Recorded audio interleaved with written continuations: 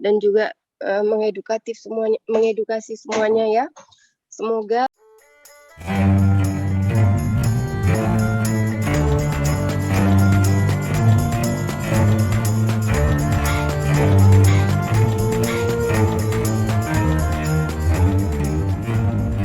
Salatu wassalamu ala israfil al-anbiya'i wa mursalin wa ala alihi wa sahbihi ajma'in amma ba'du. Oke. Untuk semuanya, semoga diskusi ini bisa berjalan dengan lancar dan juga mengedukasi semuanya ya. Semoga bisa sama-sama sabar.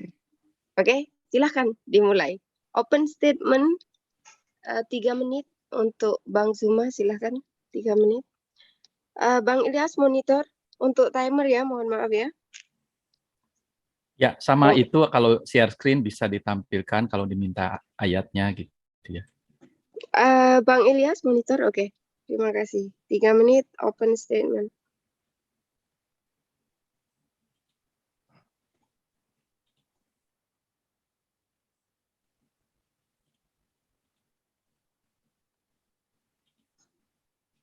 Oke. Silakan Bang Zuma. Dimulai. Baik. Bismillahirrahmanirrahim. Assalamualaikum warahmatullahi wabarakatuh. Alhamdulillah, puji syukur kita panjatkan kehadirat Allah Subhanahu wa taala, berkat rahmat hidayah sehingga kita semua bisa kumpul di sini ya. Teman-teman netizen juga bisa menyaksikan di channel-channel yang menyiarkan kegiatan ini. Tema kita pada malam hari ini terkait dengan konsep keselamatan di dalam ajaran agama Islam dan juga di dalam ajaran Kristen. Jadi Al-Quranul Karim kemudian menyatakan bahwa di dalam surah Syura ayat 52 bahwa Al-Quran kemudian dibawa oleh baginda Rasulullah Muhammad SAW sebagai pembimbing, sebagai petunjuk kepada seluruh umat manusia. A'udzubillahi minasyaitonirrajim. Bismillahirrahmanirrahim. Wa katalika auhayna ilaika ruham min amrina ma kunta tadri mal kitab walal iman.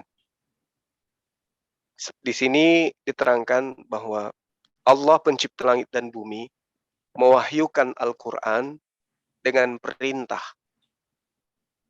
Jadi Rasulullah sebelumnya itu tidak mengenal apa itu Al-Quran. Tidak mengenal apa itu Taurat, tidak mengenal apa itu Injil. Dan apakah iman itu. Lalu kemudian beliau menerima Al-Quranul Karim, yang mana Al-Quran ini dijadikan sebagai cahaya bagi kehidupan manusia. Al-Quran ini dijadikan sebagai hudan, sebagai petunjuk kepada siapapun yang ingin menjadikan Al-Quran itu sebagai petunjuk.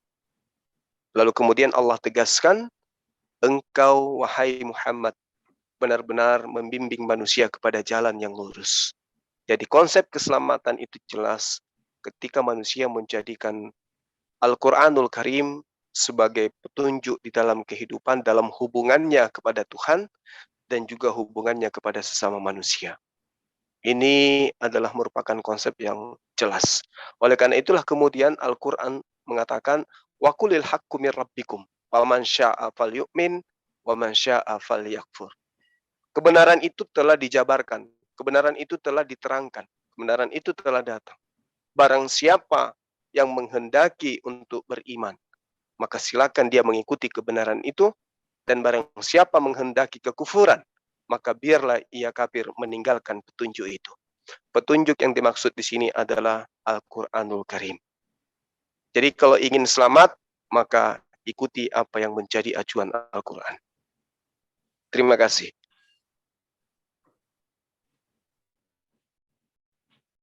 Oke, silahkan Pak Kusnadi. Waktu 3 menit untuk open statement. Baik, selamat malam ya. Terima kasih kesediaan Bang Juma untuk sekali lagi berdialog dengan saya. Yang pertama, begitu banyak ayat di dalam Alkitab hampir 10 ayat mengatakan bahwa Tuhan itu Esa. Tuhan yang Esa itu memberikan keselamatan secara adil kepada seluruh umat manusia yang pernah hidup di muka bumi ini. Berarti itu adalah sejak Adam sampai nanti kiamat, hari manusia terakhir, dia harus mendapatkan kesempatan yang sama untuk keselamatan. Karena melalui itulah nanti setiap orang akan dihakimi. Dan itu terjadi pada saat di mana Adam jatuh ke dalam dosa, maka Tuhan menjanjikan bahwa keturunan perempuan ini akan meremukkan kepala iblis dan dia akan terluka tumitnya.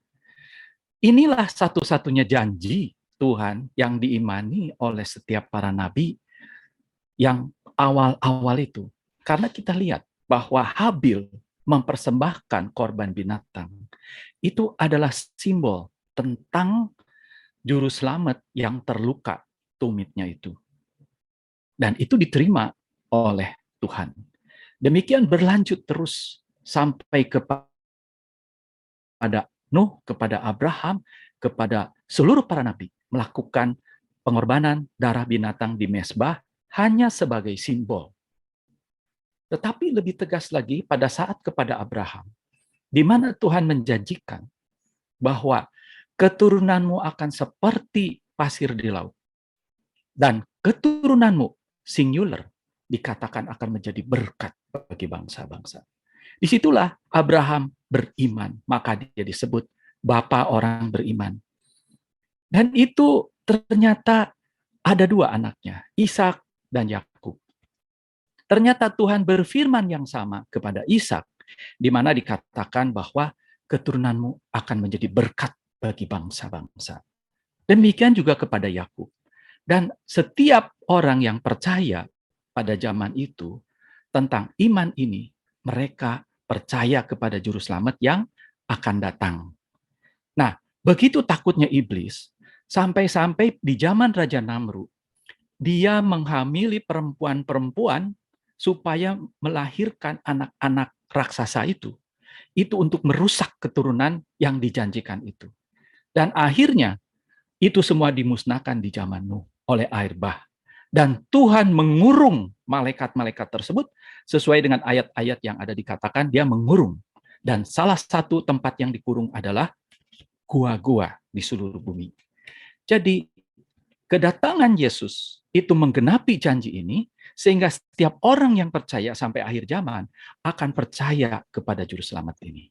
Ya. Oke, waktu habis dan akan ada pertanyaan untuk boleh sesi tanya jawab. Masing-masing narasumber akan memiliki kesempatan untuk bertanya maksimal 2 pertanyaan dan kemudian akan dijawab selama 5 menit dan ditanggapi selama 3 menit. Oke, silakan Pak Kusnadi mengajukan 2 pertanyaan kepada saudara Muslim kita. Ya. Nah, karena Islam baru datang 600 tahun sesudah Masehi, artinya kalau kita tarik mundur ke zaman penciptaan, mungkin sekitar 4 atau 5.000 tahun, lah, kurang lebih ribuan tahun. Bagaimana orang-orang sejak penciptaan, termasuk Adam, bisa diselamatkan secara adil, yaitu mereka mendapat kesempatan dan pilihan yang sama dengan orang-orang seperti Anda yang sudah mendapatkan anugerah, katanya ya, atau hidayah, sampai nanti kepada akhir zaman, sehingga bisalah dikatakan bahwa Allah itu telah memberikan keadilan kepada seluruh umat manusia yang pernah hidup di muka bumi ini. Jadi tolong dijawab bagaimana cara dan mekanismenya untuk diselamatkan seperti itu. Itu pertanyaan pertama. Yang kedua adalah, di dalam ayat Quran dikatakan bahwa Adam sudah diterima tobatnya. Artinya dia sudah diampuni. Kalau sudah diampuni, harusnya dipulihkan dan dikembalikan ke asalnya, yaitu dia ada di surga. Jadi kalau begitu, kenapa dia harus ke bumi? Seolah-olah, dan itu harus Anda jelaskan, mengapa dia menerima hukuman itu padahal tobatnya sudah diterima. Jadi apa makna tobat itu terhadap kesalahan dia mengikuti bisikan daripada iblis? Oke, makasih. Oke, masih 23 detik. Apakah waktu tidak digunakan? Cukup gitu aja, Mbak. Oke, jadi sekarang waktunya 5 menit untuk saudara Muslim menjawab pertanyaan dari saudara Kristen. Oke, silakan 5 menit. Bang Zuma, silakan. Iya, baik. Pertanyaan pertama tadi ini terkait apakah kemudian seluruh nabi itu bagaimana? Kalau Seluruh bisa umat manusia. moderator enggak usah 2 pertanyaan moderator. Oh, oke. Berarti Iya, 1 pertanyaan. Oke, mohon maaf. iya. Nanti next Karena satu kecuali pertanyaan. waktunya 10 menit. Kalau 5 menit 2 pertanyaan agak ini. Ya, Jadi gini, oke. pertanyaan yang tadi yang pertama, tapi saya akan jawab yang kedua kalau waktu saya sampai. Apakah seluruh nabi yang diutus oleh Allah itu, ya, seperti apa mereka kemudian menjamin keselamatan kepada pengikutnya? Semua nabi mengajarkan untuk kembali kepada ketaatan. Nabi-nabi terdahulu itu diutus kemudian untuk mengajak kepada kaumnya untuk mengenal Tuhan. Ya, di dalam Al-Qur'anul Karim diterangkan wa ma arsalna min qablika mir rasulin illa nuhi ilaihi annahu la ilaha illa ana fa'budu. Dan kami tidak mengutus seorang utusan pun sebelum kamu Muhammad, melainkan kami wahyukan kepada mereka bahwasanya tidak ada Tuhan yang berhak disembah melainkan aku. Maka sembahlah aku. Nah, jadi seluruh nabi-nabi itu jelas mengajarkan kemudian untuk menyembah kepada pencipta langit dan bumi.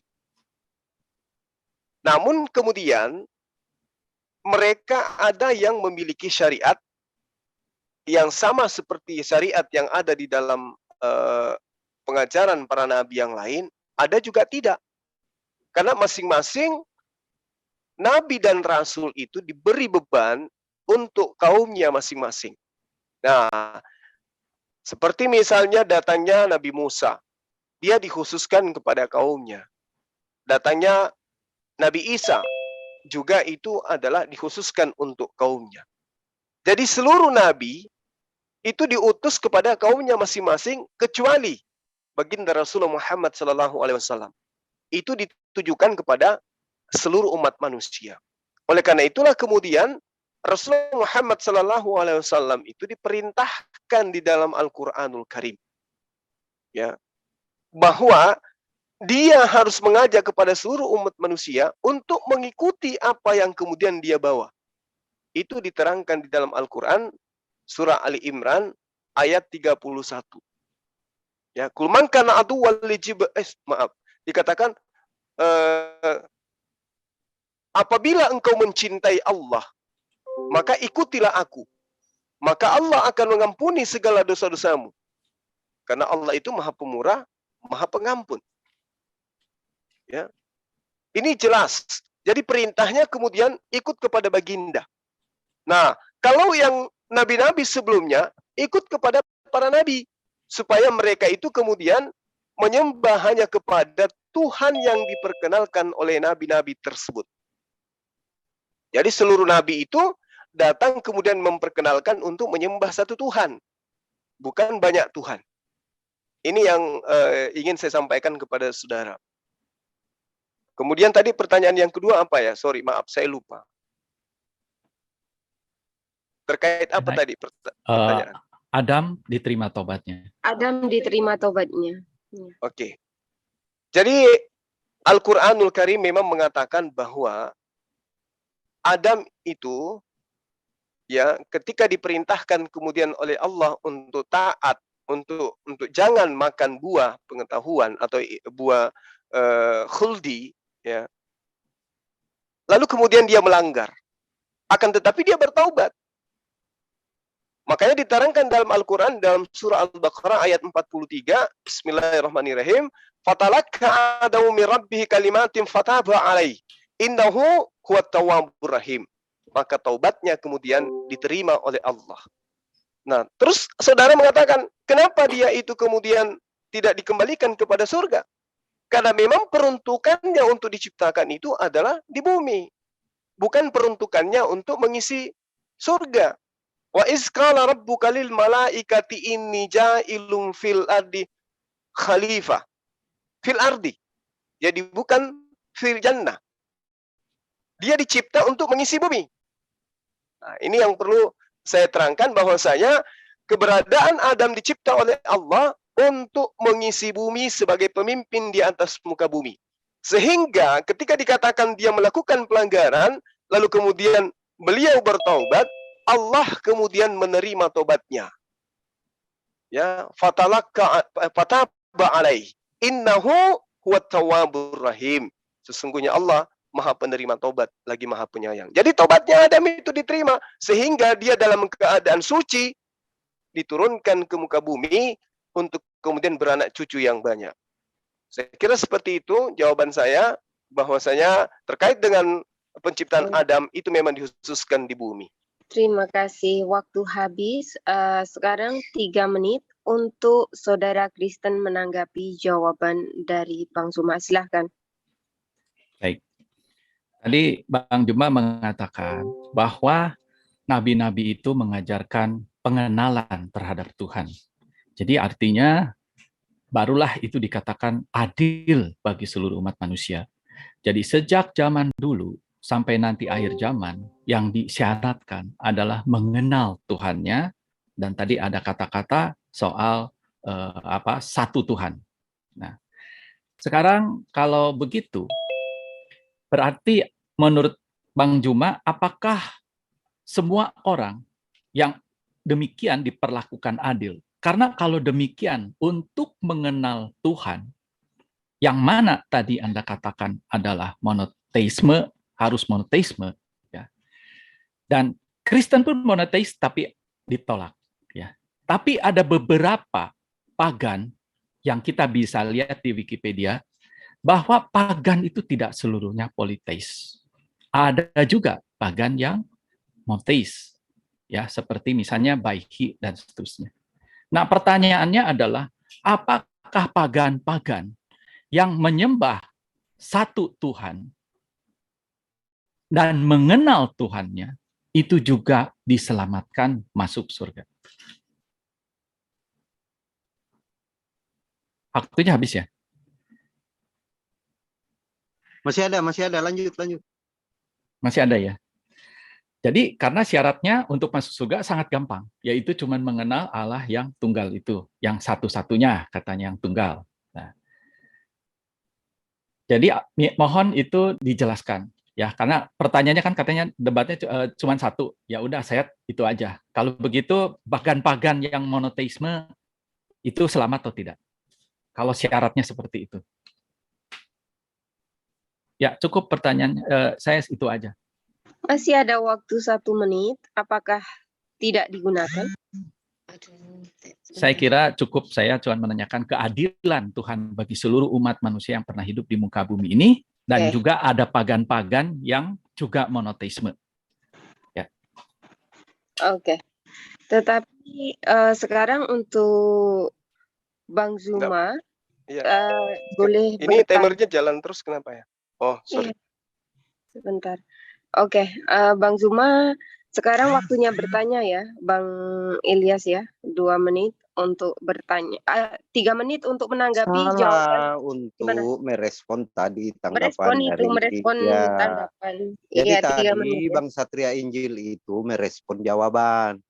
Oke. Terus ini Bang Jumanya merespon tanggapan dari Satria Injil. Jadi gitu selesai. Oke, siap. Oke, jadi waktu 3 menit untuk Bang Zuma menanggapi tadi ya. Silakan Bang Zuma. Iya. Jadi gini, Tuhan itu menghakimi hambanya berdasarkan dengan perintah yang datang kepadanya. Ya. Mereka akan dihukum berdasarkan dengan perintah. Kalau kemudian tidak ada perintah yang datang kepadanya, ya Tuhan kemudian tidak akan mungkin menghakimi ciptaannya sementara dia tidak datang memberikan sebuah hukum kepada mereka. Makanya ada yang dikatakan zaman patrah. Zaman di mana orang-orang itu tidak memiliki nabi, rasul, kitab suci.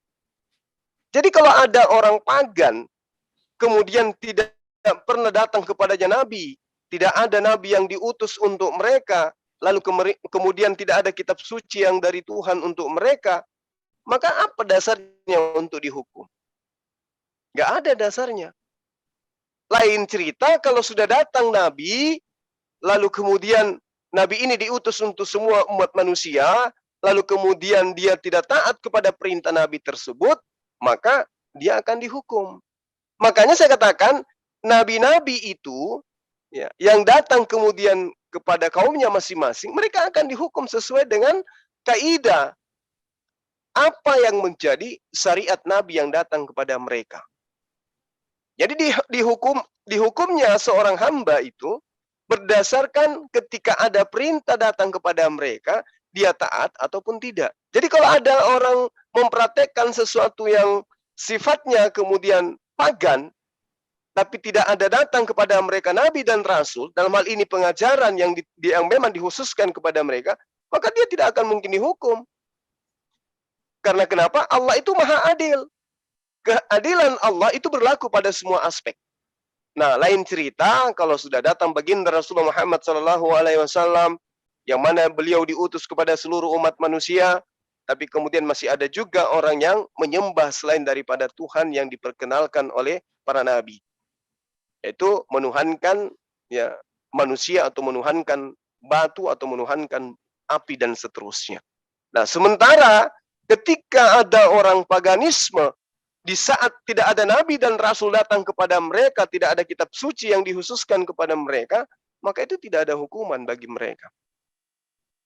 Nah, itulah yang ingin saya sampaikan.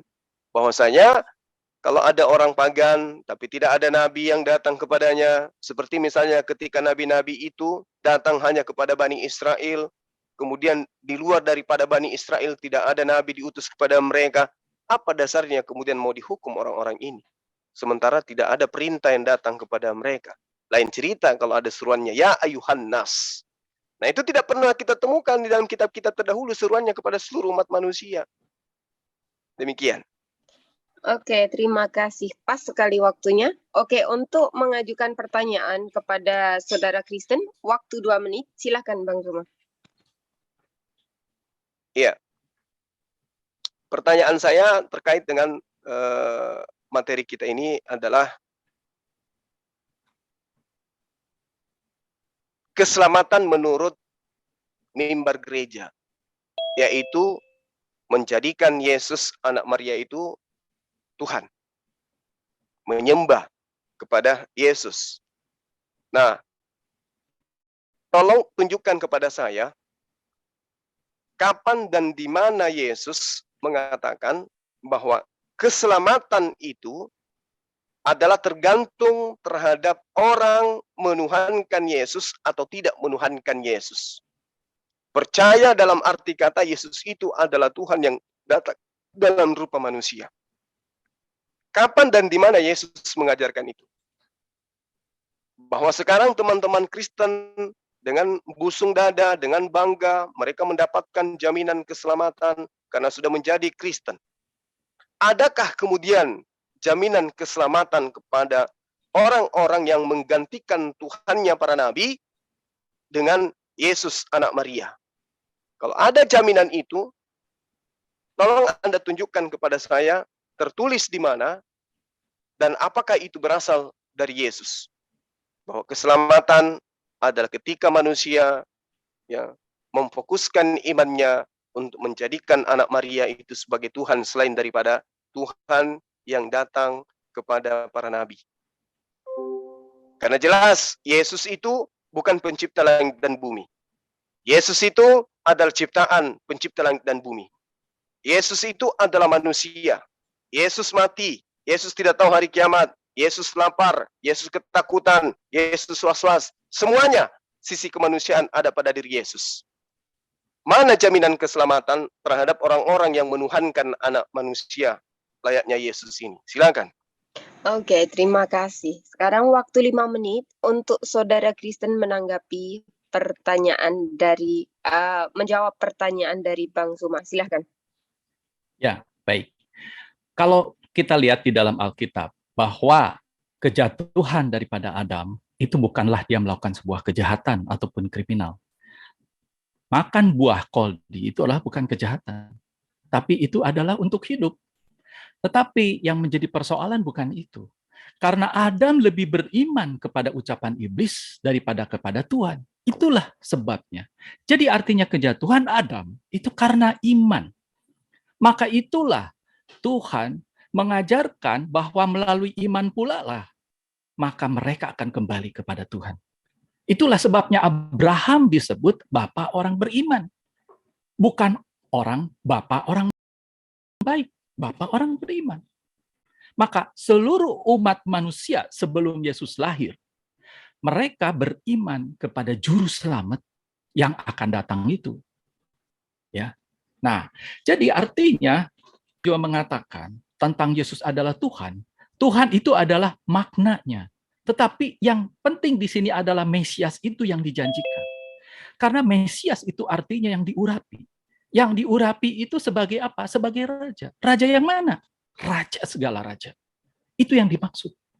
Jadi masalah Tuhan atau tidak itu bisa nomor 2. Tapi dia percaya nggak bahwa Yesus itu adalah yang dijanjikan kepada Adam, kepada Abraham, kepada seluruh para nabi. Dan para nabi tahu, kalau dikatakan itu keturunan perempuan, artinya itu ada unsur manusia. Demikian juga Abraham percaya bahwa keturunanmu, salah satu keturunanmu, karena ditulis singular, akan menjadi berkat bangsa-bangsa. Artinya itu adalah manusia. Jadi Abraham pun percaya, seluruh para nabi percaya bahwa ini akan dilahirkan dari seorang perempuan manusia. Makanya perempuan Samaria itu percaya bahwa mereka menantikan Mesias. Banyak orang-orang Yahudi di zaman itu percaya mereka semua menantikan Mesias. Bahkan orang Yahudi sekarang pun tahu Mesias itu belum datang. Itu karena mereka tidak percaya Yesus. Tapi Mesias itu dinanti-nantikan. Jadi, bahwa makna tentang bahwa Yesus Tuhan, itu adalah maknanya. Karena Mesias itu adalah raja segala raja. Kalau kepada presiden aja Anda bisa hormat. Apalagi ini kepada raja segala raja. Raja kekal yang menentukan nasib Anda. Maka Yesus berkata, seluruh kuasa di bumi dan langit telah diberikan kepadaku. Artinya dia adalah sang raja itu. Jadi kalau Anda cari kata-kata Yesus di dalam perjanjian baru, kami tidak pernah mengklaim bahwa Injil itu adalah statement-statement daripada Tuhan. Tetapi itu adalah kesaksian para rasul yang mana mereka bersama-sama dengan Yesus pada saat ada di muka bumi ini. Dan apa yang ditulis di dalam Alkitab itu adalah kesaksian para rasul yang mengatakan bahwa Yesus itu adalah Mesias, anak Allah. Bahkan sang pencipta itu pernah memperdengarkan suaranya secara menggelegar dari langit pada saat Yesus memulai pekerjaannya, dan di akhir pekerjaannya yaitu di Sungai Yordan dan di Bukit Getsemani. Inilah anak yang kukasihi, kepadanya lah aku berkenan, dengarkan dia. Itu kata-kata yang pendek dari sang pencipta. Dan itu tidak mungkin kita mengabaikan itu. Karena kita akan dihakimi atas ucapan itu yang sudah disaksikan oleh para rasul, disebarkan ke seluruh dunia.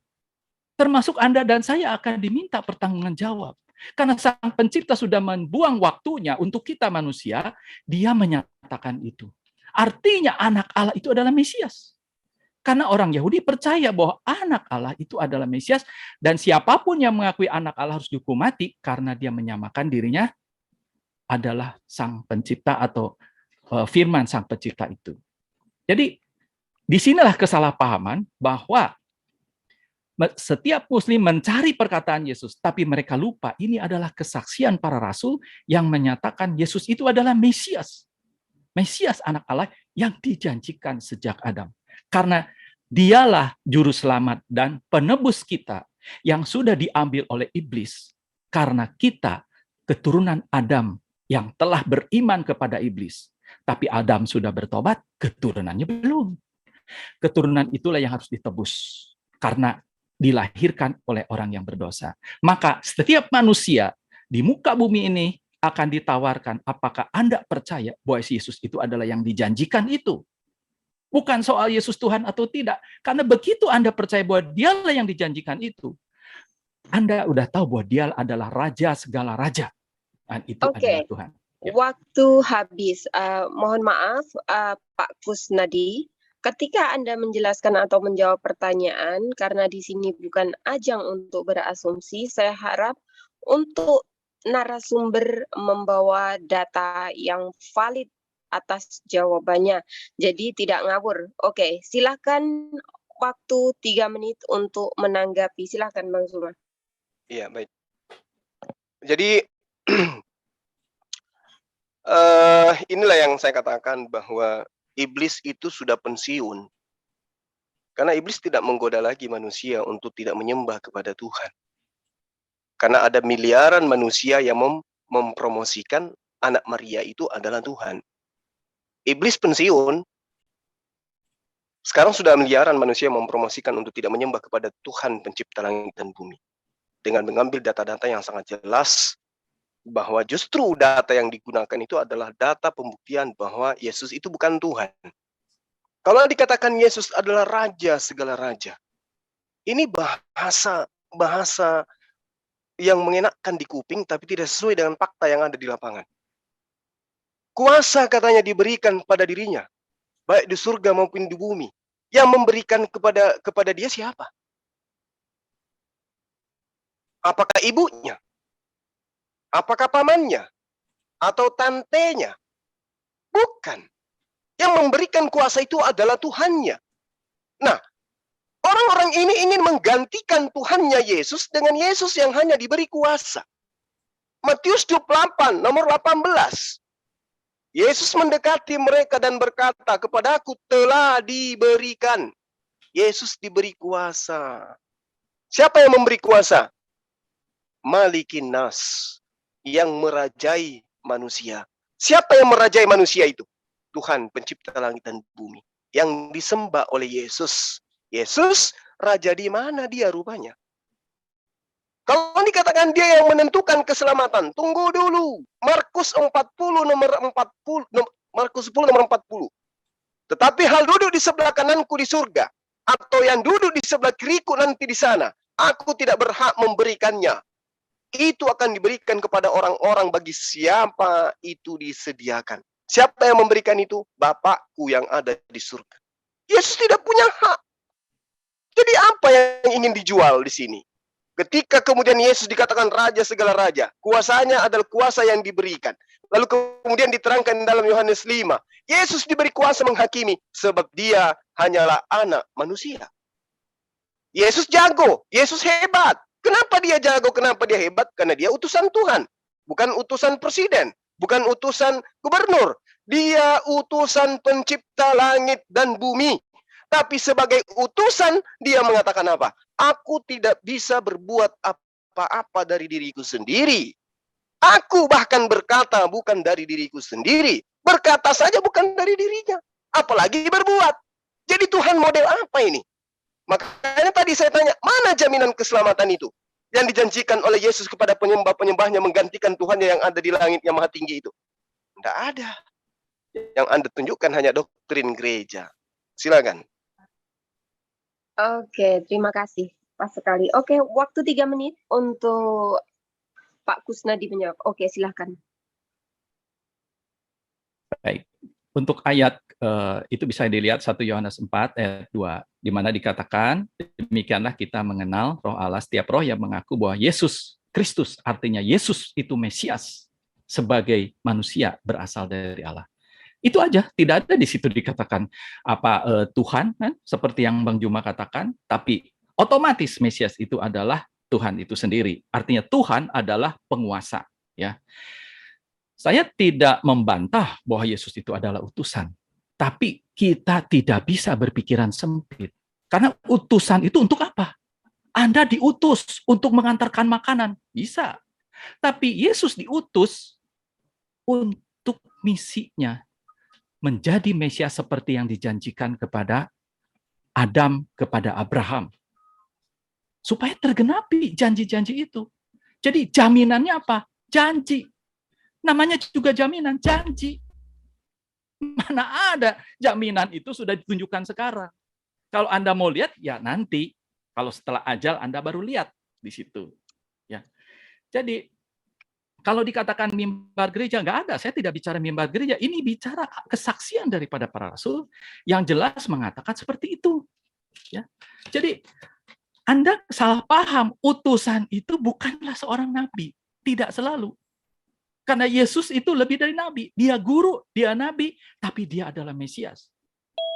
Jadi, kalau Anda tidak percaya, kan susah di sini. Apa yang kita tunjukkan itu adalah ayat-ayat Alkitab yang mana tidak bisa kita abaikan. Bahwa dialah Sang Firman yang datang di dalam rupa manusia. Terus apa bedanya? Di mana pencipta itu juga menyatakan diri kepada para nabi, kepada Abraham, dengan memperlihatkan tangan yang menulis, perlihatkan tiang awan, tiang api, rupa malaikat, dan semuanya. Dan juga kepada Abraham. Abraham pun sujud dan mengatakan Adonai kepada rupa manusia yang datang kepadanya, yang ada di Kejadian 18 pasal 1. Ya. Jadi tidak ada keanehan. Kenapa dia harus tinggal bersama-sama manusia? Karena dia punya misi yang diutus dia mati di salib. Kalau yang datang kepada Abraham tidak demikian. Begitu dia selesai akan menghancurkan Sodom dan Gomora, kemudian dia akan pergi. Kan itu. Jadi disinilah anehnya, justru apa yang telah dilihat oleh para nabi itu, mereka telah dipilih oleh pencipta untuk melihat, mendengar suara sang pencipta itu yang mereka lihat dan saksikan sendiri. Dan itu ternyata juga ada di kitab Anda. Di mana di An-Nisa 164 pun dikatakan bahwa kepada Musa berfirman langsung. Berarti bisa ternyata pencipta itu berfirman langsung meskipun dikatakan di balik tabir. Oke, waktu habis Pak Kusnadi. Oh ya, mohon maaf sebelumnya ya, karena ini tadi ada juga yang menantang, karena biasanya kemarin Pak Vivo sempat bilang bahwa ketika beliau menonton live saya, beliau akan masuk begitu, karena beliau selalu mengintai kayaknya. Tetapi di sini Pak Vivo tadi sudah berjanji akan masuk lagi malam ini, dan akan berduet dengan Pak Kusnadi. Dan apa ya, saya rasa Pak Vivo kayaknya tidak bisa dipegang juga omongannya. Mungkin bisa langsung dilanjut sendiri saja Pak Kusnadi. Oke, dengan waktu catur 30 menit masing-masing narasumber. Oke, silakan. Waktu 30 menit. Oke. Ya, waktunya sudah diatur. Sudah ada timernya. Siapa dulu? Oke, baik. Saya dulu apa Bang? Ya, jadi gini, Bang Satria, gini. Di dalam Al-Qur'an itu diterangkan, A'udzubillahi minasyaitonirrajim, bismillahirrahmanirrahim. Wa ma arsalna mir rasulin illa liyuta'a bi iznillah. Di sini dijelaskan bahwasanya Tuhan mengutus orang rasul itu untuk ditaatin dengan izin Allah. Jadi ketika kemudian Anda ingin taat kepada Yesus, tapi kemudian Anda justru melanggar perintahnya, itu menyalahi, sehingga apa yang terjadi? Orang-orang yang menuhankan dirinya akan diusir kelak. Inilah yang dikatakan oleh Al-Quran. Ya, walau annahum izzalamu anfusahum ja'uka fastaghfarullah wastaghfara lahumur rasul lawajadullah tawwabar rahima. Sekiranya mereka setelah menzalimi diri mereka datang kepadamu Muhammad, lalu mereka mohon ampun kepada Allah, ya, maka Allah akan mengampuni dosa-dosa mereka. Kenapa dikatakan mereka itu menzalimi diri mereka? Sudah ditanya, mana tunjukkan jaminan keselamatan kepada yang menyembah Yesus? Adakah dari Yesus jaminan keselamatan itu? Tidak bisa ditunjukkan. Tapi tetap aja menzalimi diri, mendudukkan konsep imannya, menuhankan kepada Yesus manusia yang hanya diberi kuasa.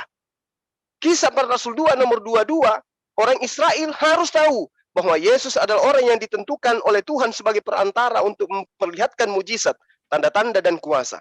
Nah, kalau saudara mengatakan saksi-saksi apostolos, saya lebih percaya kepada kesaksian Yesus bahwa dia adalah utusan Tuhan. Sebagai utusan Tuhan sudah pasti dia bukan Tuhan. Nah, tolong tunjukkan ke kita mana jaminan keselamatan kepada orang-orang yang menggantikan Tuhannya Yesus menjadi Yesus yang jadi sembahan. Silakan. Baik. Sebelumnya saya ingin tadi ada sedikit menanggapi bahwa tadi Bang Juma mengatakan bahwa seluruh umat manusia diberikan keadilan untuk mengenal Sang Tuhan. Tetapi Anda berubah. Sekarang menambah ada ayat, harus ada kitab dan para nabi. Tapi berarti Anda belum menjawab bahwa pagan itu pun masuk surga kalau begitu. Hanya dasarnya syaratnya mengenal Tuhan. Ya. Nah, mengenai soal Yesus, saya tidak membantah bahwa Yesus itu adalah perantara, karena di 1 Timotius 2 ayat 5 dikatakan, karena Allah itu Esa. Ya Esa, tapi Esa pula dia yang menjadi perantara antara Allah dan manusia. Yaitu manusia, Kristus Yesus. Atau dia adalah Mesias. Jadi bahwa Yesus itu adalah perantara. Dan itu pernah terjadi pada saat Musa mendapat wahyu dari Allah, maka perantara itu datang. Perantara seperti apa? Tergantung pencipta. Dan terbukti di Anisa 164, perantara itu adalah suara. Bagaimana Anda menjelaskan suara yang berbicara kepada Musa? Berarti sang pencipta itu juga pakai perantara. Karena kalau dia datang langsung, katanya bukit Tursina itu akan hancur. Tapi suara bisa didengar. Itulah perantaranya. Jadi, adakah perantara lain? Jadi, secara tak sadar, Anda sudah mengakui bahwa Musa pun menerima wahyu Tuhan secara langsung dan suara itu adalah perantara. Apa Anda mau katakan suara itu adalah pencipta yang datang langsung seperti itu untuk menghancurkan Bukit Nursina? Kan tidak. Jadi, seluruh yang dirancanakan oleh sang pencipta ini mencoba dibelok-belokkan. Terima kasih. Sekarang waktu 5 menit untuk saudara Kristen menanggapi pertanyaan dari menjawab pertanyaan dari Bang Zuma. Silahkan. Ya, baik. Kalau abad sebelumnya, kenapa Anda tidak bisa menjelaskan juga bahwa ternyata perantara itu juga ada dan bukan malaikat yang ada di dalam Quran? Karena jelas di Anisa 164 dikatakan bahwa kepada Musa berfirman langsung. Jadi dialah perantara itu. Apa bedanya? Jadi kalau sang pencipta sudah memperdengarkan suaranya kepada rasul-rasul, rasul-rasul itu udah setara seperti Musa. Karena dipilih Tuhan untuk mendengar suara sang pencipta itu. Tapi Anda tidak bisa membuktikan bahwa apa yang Anda terima itu dari sang pencipta. Kalau Musa, iya. Pencipta itu mengaku kepada Musa, akulah Allah dan sembahlah aku. Yes, kepada Musa. Mana yang kepada Muhammad? Tidak ada. Jadi bagaimana mungkin sekarang bahwa seluruh pewahyuan yang sudah berlangsung ribuan tahun, kemudian tahun 600 tiba-tiba dirubah, dan sang pencipta tidak mungkin salah dengan mengatasnamakan sang pencipta. Tetapi faktanya tidak ada satu kali pun selama 22 tahun sang pencipta itu menyatakan diri kepada Muhammad. Padahal jelas di Bilangan 12 ayat 6 itu Tuhan menyatakan bahwa kepada Nabi dia akan menyatakan diri. Apa itu penglihatan, apa penampakan. Tapi kepada Muhammad tidak. Apakah dia seorang Nabi? Berdasarkan Torah yang ditulis oleh Tuhan melalui Musa, berarti bukanlah dia Nabi. Dari sini nanti kita akan bahas kalau lebih mau detail. Jadi artinya, apa yang Anda katakan tidak berdasar sama sekali, Bang Juma. Mohon maaf. Karena faktanya memang begitu. Silakan. Oke. Jadi kalau kemudian Anda mengatakan mengambil kitab Kejadian sebagai landasan pijakan kemudian untuk mengatakan dia nabi ataupun tidak, dan nabi itu adalah mereka yang kemudian menerima pewahyuan, maka sekarang silakan buang kitab Anda. Kenapa? Karena penulis-penulis kitab Anda tidak pernah melihat Tuhan, tapi tulisannya Anda anggap sebagai firman Tuhan. Itu yang perlu Anda pahami. Camkan dan catat itu. Kemudian, ketika Anda menjadikan kitab Kejadian, ya, bahwa Tuhan mengatakan jika di tengahmu ada seorang nabi, maka aku Tuhan akan menyatakan diri kepada dia melalui penglihatan. Penglihatan siapa? Penglihatan sang nabi, bukan penglihatan tetangga, bukan penglihatan murid-murid, tapi penglihatan sang nabi. Penglihatan artinya penglihatan yang dimaksud di sini bukan memplototi sang pencipta, tetapi adalah tanda-tanda dan mukjizat yang diberikan kepadanya. Lalu aku akan berbicara kepadanya melalui mimpi. Yang tahu tentang mimpi seseorang hanyalah orang tersebut. Makanya Al-Quran sepenuhnya 100% berasal dari baginda Rasul Muhammad SAW. Berdasarkan pewahyuan. Entah itu dari mimpi, entah itu dari pernyataan-pernyataan Tuhan. Melalui apa? Melalui penglihatan baginda Rasul Muhammad SAW. Hanya dia yang tahu. Ini yang diterangkan dalam kitab Kejadian. Nah sekarang penulis kitabmu, sementara dalam Kisah Para Rasul 13, Paulus itu dianggap sebagai nabi. Lalu kalau mereka bukan nabi, si Lukas bukan nabi, Paulus bukan nabi, Markus bukan nabi, terus tulisannya itu apa? Wartawan lepas gitu. Ya.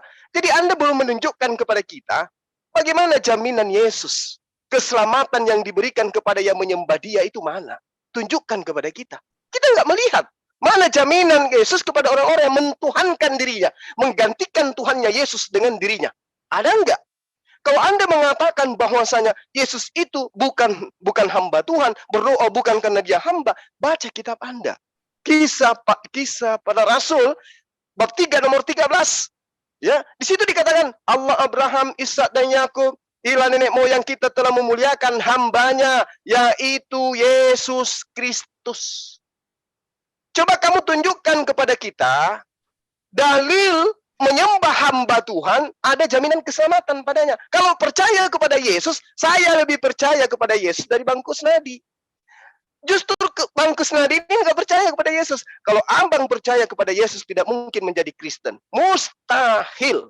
Kalau Anda percaya kepada Yesus. Yang Anda percaya adalah orang-orang yang menulis kitab Anda dan Anda katakan rasul. Padahal Nabi pun kagak. Kok bisa jadi rasul? Nah itu dia. Jadi kalau Anda mengatakan Nabi itu harus Tuhan datang kepada dia, harus dia datang kepada Tuhan itu sendiri. Ingat, di dalam keluaran 33 ya, kalau nggak salah nomor 20. Tidak ada manusia yang bisa melihat Tuhan. Musa manusia, nggak mungkin dia melihat Tuhan. Tapi Tuhan memberikan penglihatan khusus kepada Musa karena dia adalah nabi, karena dia adalah utusannya. Yang mana penglihatan itu tidak diberikan kepada setiap manusia, hanya orang-orang khusus sama seperti Yesus. Itu yang perlu Anda pahami. Tunjukkan jaminan keselamatan kepada orang yang menyembah hamba Tuhan. Silakan. Anda salah baca ya. Di Bilangan 12 ayat 6 itu kepada nabi dia akan menyatakan diri. Jangan lupa Paulus itu bukan nabi, itu rasul. Baca Kisah Para Rasul 13 nomor 1. Iya, tidak pernah Paulus itu diangkat sebagai nabi. Nabi itu sudah berhenti dengan diangkatnya Yohanes Pembaptis. Ya, semua murid-murid Yesus itu bukan nabi. Apalagi Anda katakan penulis-penulis itu nabi. Anda salah paham dengan ayat itu. Yang namanya nabi yang Anda akui itu Muhammad, mana buktinya, mana saksinya? Tidak ada. Sedangkan selama 22 tahun tidak pernah menyatakan diri. Kan luar biasa ini. Ini dari mana gitu? Penglihatan itu jelas harus dari Sang Pencipta, karena Sang Pencipta mengatakan seperti itu. Haruslah dia angkat. Ini yang angkat makhluk yang tidak jelas. Siapa? Apalagi meminta petunjuk di dalam gua-gua. Yang mana tadi saya sudah cerahkan, bahwa ternyata malaikat-malaikat durhaka itu menghamili perempuan-perempuan dan sekarang dikurung di gua-gua. Dan nabimu meminta petunjuk kepada seseorang atau kepada Sang Pencipta yang disangkanya pencipta yang ada di gua-gua. Ya jelaslah yang datang adalah malaikat terkutuk. Itu bisa dibaca di 2 Petrus 2 ayat 4. Karena di dalamnya ada malaikat terkutuk di situ. Jadi terus kemudian mengatakan bahwa seluruh apa yang telah direncanakan Tuhan dengan Mesias sejak penciptaan sampai akhir zaman dirubah-rubah, bahwa itu salah. Itu dari mana? Karena apa? Karena Anda tidak bisa menunjukkan Sang Pencipta berbicara kepada Muhammad. Terus bagaimana orang-orang mau percaya? Orang-orang yang berpikir waras harusnya mencari itu. Ini suatu hal yang penting. Sesuatu yang pernah dinyatakan. Di mana dulu Tuhan memilih orang-orang, nggak semua orang ya. Dia memilih orang-orang tertentu untuk dia bisa melihat dirinya. Ataupun suaranya. Itu nggak sembarangan. Dan ternyata karena satu-satunya yang mengaku nabi tetapi tidak pernah mendapat pernyataan dari Sang Pencipta, hanya Muhammad. Maka mencoba mendefinisikan ulang bahwa Tuhan itu nggak bisa dilihat, Tuhan itu nggak bisa didengar. Secara umum memang tidak bisa karena itu keputusannya dari Tuhan sendiri. Tapi Tuhan memilih orang-orang untuk bisa melihat.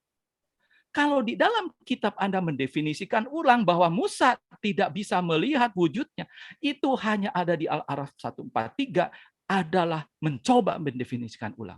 Tetapi kalau Anda baca di Keluaran 23 sampai ke 33, di situ dikatakan Musa ingin melihat wajahnya, ingin melihat kemuliaan, tetapi Sang Pencipta, dia katakan, tidak bisa melihat wajahku, tidak akan tahan, tetapi mengizinkan untuk melihat belakangnya. Makanya itu terjadi. Silakan baca di Keluaran 23 ayat 33.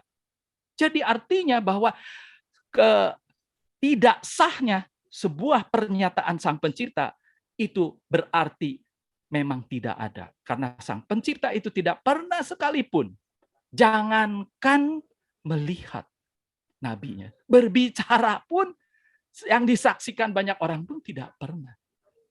Tetapi ayatnya ada, di mana di tahap 14, Musa itu ternyata berbicara langsung dengan Sang Pencipta. Silakan tanggapi. Iya, jadi Anda mencoba untuk melakukan sesuatu yang ya sering dilakukan oleh pendeta ketika berdialog. Anda mengatakan Paulus itu bukan nabi. Dengan kata lain, Anda mencoreng muka agama Anda. Kalau Paulus itu bukan nabi, lalu ini tulisan-tulisannya ini dari mana? Dia dapatkan ini dari mana, tulisan ini? Kemudian, kalau Anda katakan tidak ada lagi nabi setelah Yohanes, Anda keliru. Karena Barnabas disebut nabi juga. Lalu kemudian Simeon juga disebut nabi. Lukius juga disebut nabi di kitab Anda. Cuman Anda malu-malu mengaku itu. Bahkan Saulus disebut nabi. Kisah Para Rasul 13 nomor 1. Saya pikir Anda ini bisa ngerti tentang kitab Anda sendiri, ternyata tidak. Nah, di situ jelas Paulus itu nabi. Kisah Para Rasul 13 nomor 1.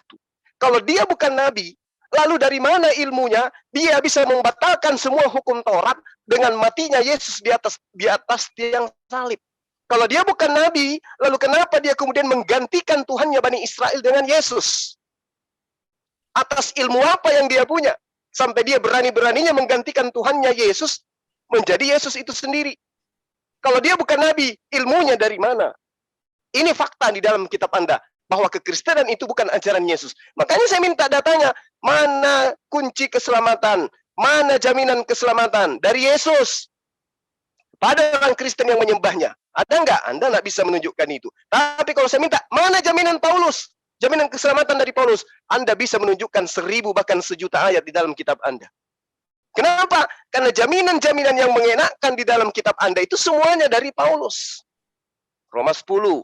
Barang siapa yang berkata dengan mulutnya bahwa Yesus itu adalah Tuhan, maka dia akan diselamatkan. Enak kali dia kan? Siapa yang ngajarin? Paulus. Loh kok bisa? Bukan nabi bisa memutuskan hal perkara seperti itu. Kalau bukan nabi palsu, apalagi? Karena dia nggak pernah bertemu dengan Tuhan. Sesuai dengan kriteria yang Anda mau. Sementara baginda Rasulullah Muhammad SAW sudah sangat jelas kepada kami. Qul nazzalahu ruhul qudus. Ini ada legalitas jelas. Ruhul Kudus yang berkata kepada baginda Rasulullah Muhammad SAW, di mana materi-materi pengajarannya adalah mir rabbika, dari Tuhan pencipta langit dan bumi, bil haqq, dengan kebenaran hakiki. Jelas yang datang pada baginda Rasulullah Muhammad SAW adalah Ruhul Kudus dari Tuhan yang mengajarkan dengan kebenaran yang hakiki. Siapa Ruhul Kudus ini? Dia adalah Jibril alaihissalam. Kul man kana aduwwan li Jibrila fa innahu nazzalahu ala qalbika bi idznillah. Nah, sekarang yang datang kepada Paulus, kepada Markus, Lukas dan semuanya ini siapa?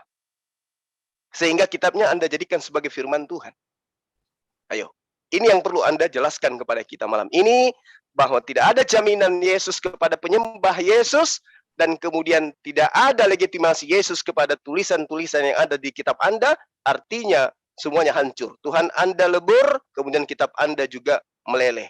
Yesus tidak ada jaminan keselamatan kepada Anda, kemudian kitab Anda tidak memiliki legitimitas jelas dari Yesus itu sendiri.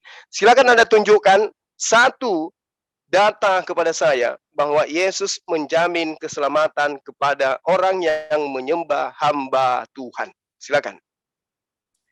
Saya kira nggak perlu diulang-ulang. Saya tadi udah katakan Markus 16 ayat 16, yang mana itu adalah janji, ya, janji keselamatan. Yang namanya keselamatan memang jaminan itu janji. Semua yang namanya jaminan itu adalah janji. Dan Yesus membuktikan dirinya bangkit. Ya, jadi Yesus ternyata sudah diridhoi oleh Sang Pencipta dengan memperdengarkan suaranya dari langit. Jadi pada waktu Yesus juga setelah kebangkitannya, di mana penampakan dia yang terakhir adalah kepada Paulus, dan itu terbukti itu karena saksinya banyak. Pada saat mau masuk ke kota Damaskus, kemudian terjadi banyak hal yang dilakukan oleh Paulus, mujizat, dia terlepas dari racun dan lain sebagainya. Itu membuktikan dia mendapat pernyataan daripada Tuhan. Jadi kalau mau dikatakan nabi, berdasarkan bilangan 12 ayat 6, bisa. Tapi kami tidak mengatakan dia nabi. Dia adalah rasul. Jadi dari tadi saya tidak bicara Paulus sebenarnya, ya. Saya berbicara tentang Yesus, dia adalah Mesias. 1 Yohanes 4 ayat 2, di mana dikatakan percayalah kepada dia sebagai Mesias. Apakah saya tadi bicara Paulus? Tidak. Jadi Anda mau menyeret sekarang kepada Paulus, tetapi Anda nggak bisa membuktikan bahwa Sang Pencipta itu datang kepada Muhammad. Ya, tolong di stop screen-nya, timer, saya mau share screen, ya. Oke, silahkan saya screen, tapi saat bernarasi, timer akan berjalan kembali. Oke, silahkan. Ya. Belum dibuka. Masih belum. Tolong Oke, dibuka, silakan. ya. Oke, sudah, silahkan. Oke. Kita baca, ya. Di sini dikatakan 2 Petrus 2 ayat 4. Siapa yang nulis ini? Bukan Paulus, tapi Petrus. Petrus adalah rasul, murid Yesus secara langsung. Sebab jikalau Allah tidak menyayangkan malaikat-malaikat yang berbuat dosa, siapakah malaikat-malaikat yang berbuat dosa ini? Itu yang tadi saya ceritakan di zaman Raja Namrud, yang menghamili perempuan-perempuan yang melahirkan raksasa sehingga dimusnahkan oleh Arbah. Tetapi melemparkan mereka ke dalam neraka, dan dengan demikian menyerahkannya ke dalam gua-gua yang gelap untuk menyimpan mereka sampai hari penghakiman. Jadi malaikat-malaikat terkutuk itu disimpan di dalam gua yang gelap.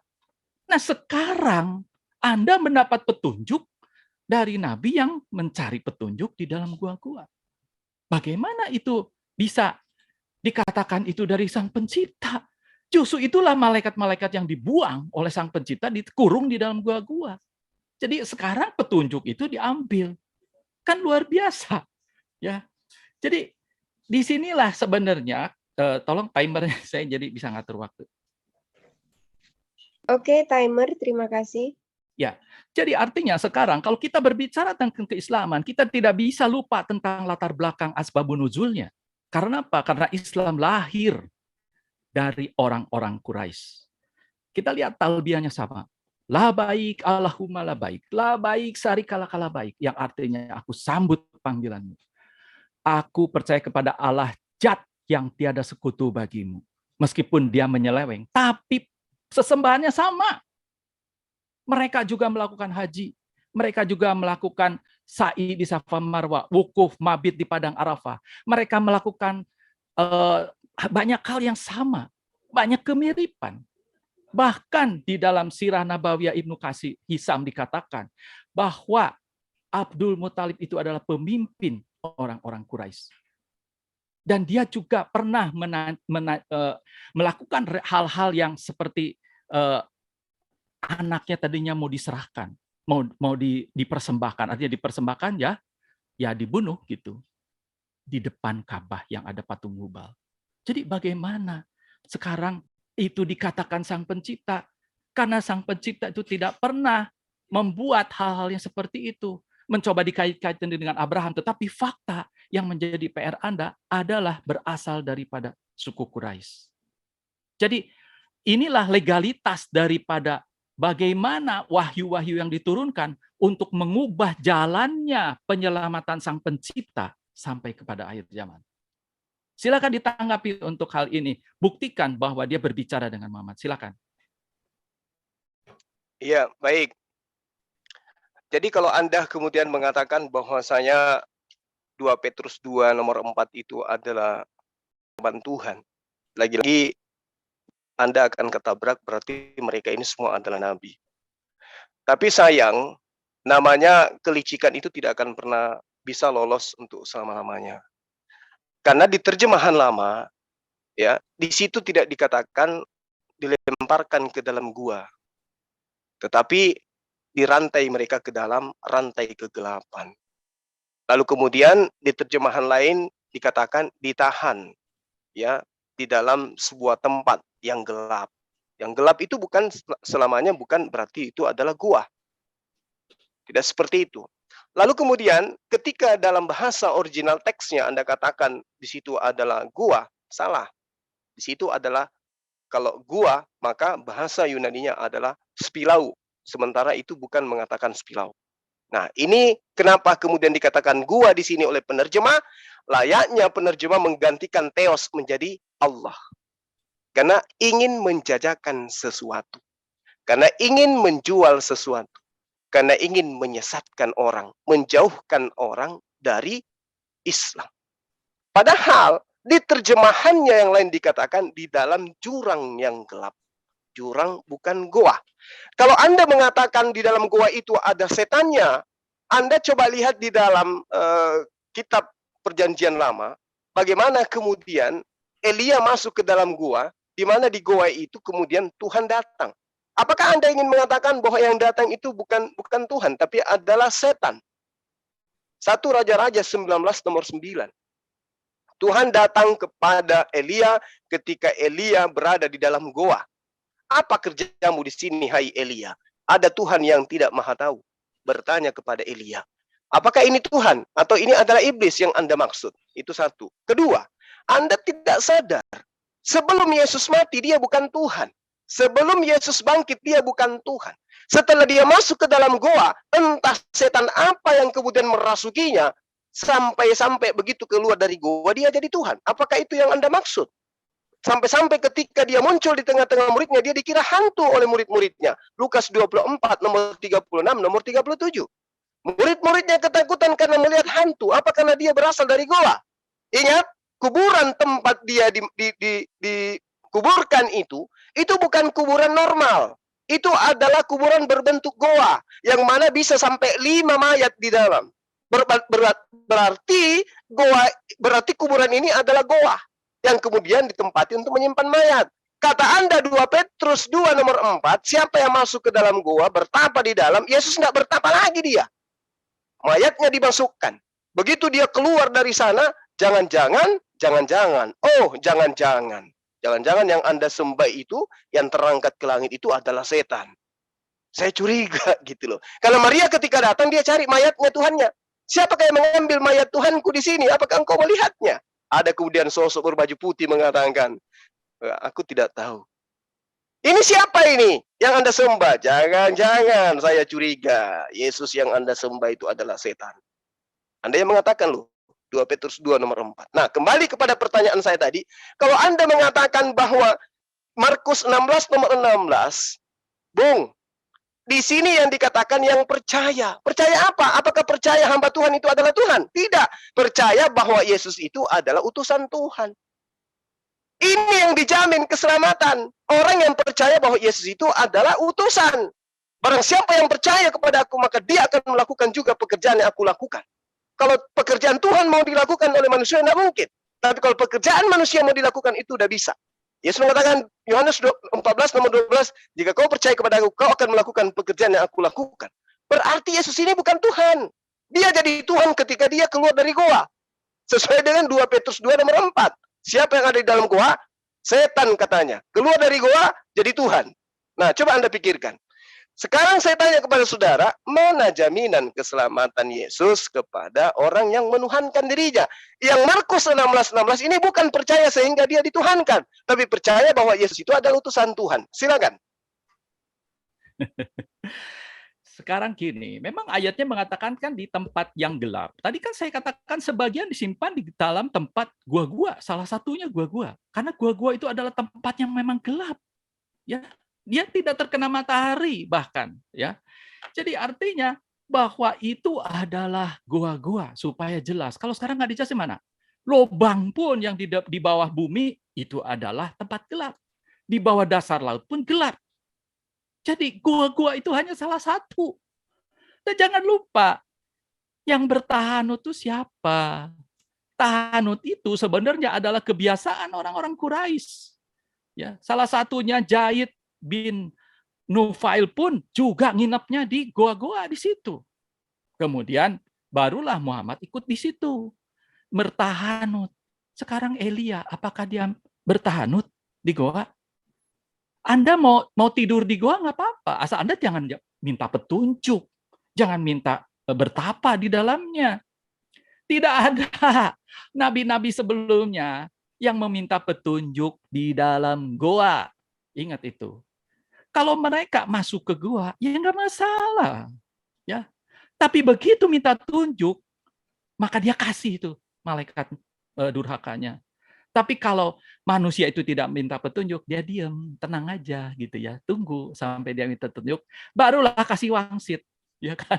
Berarti dia yang minta. Jadi kalau kasih tanpa diminta, dia akan diketok palunya oleh Sang Pencipta. Orang dia dikurung kok di situ. Tapi kalau minta petunjuk kan nanti dia akan mengatakan, lah dia minta petunjuk, ya saya kasih, nggak salah dong. Nah itu jawabannya. Tidak ada nabi-nabi yang minta petunjuk bertahan di dalam goa. Dan kita bisa lihat apa yang terjadi di dalam goa sampai 3 kali itu. Ya, Nabi sesak napas di situ. Bisa enggak pertanyaan saya dijawab, Bang? Ada coba. Malaikat. Pertanyaan saya bisa enggak?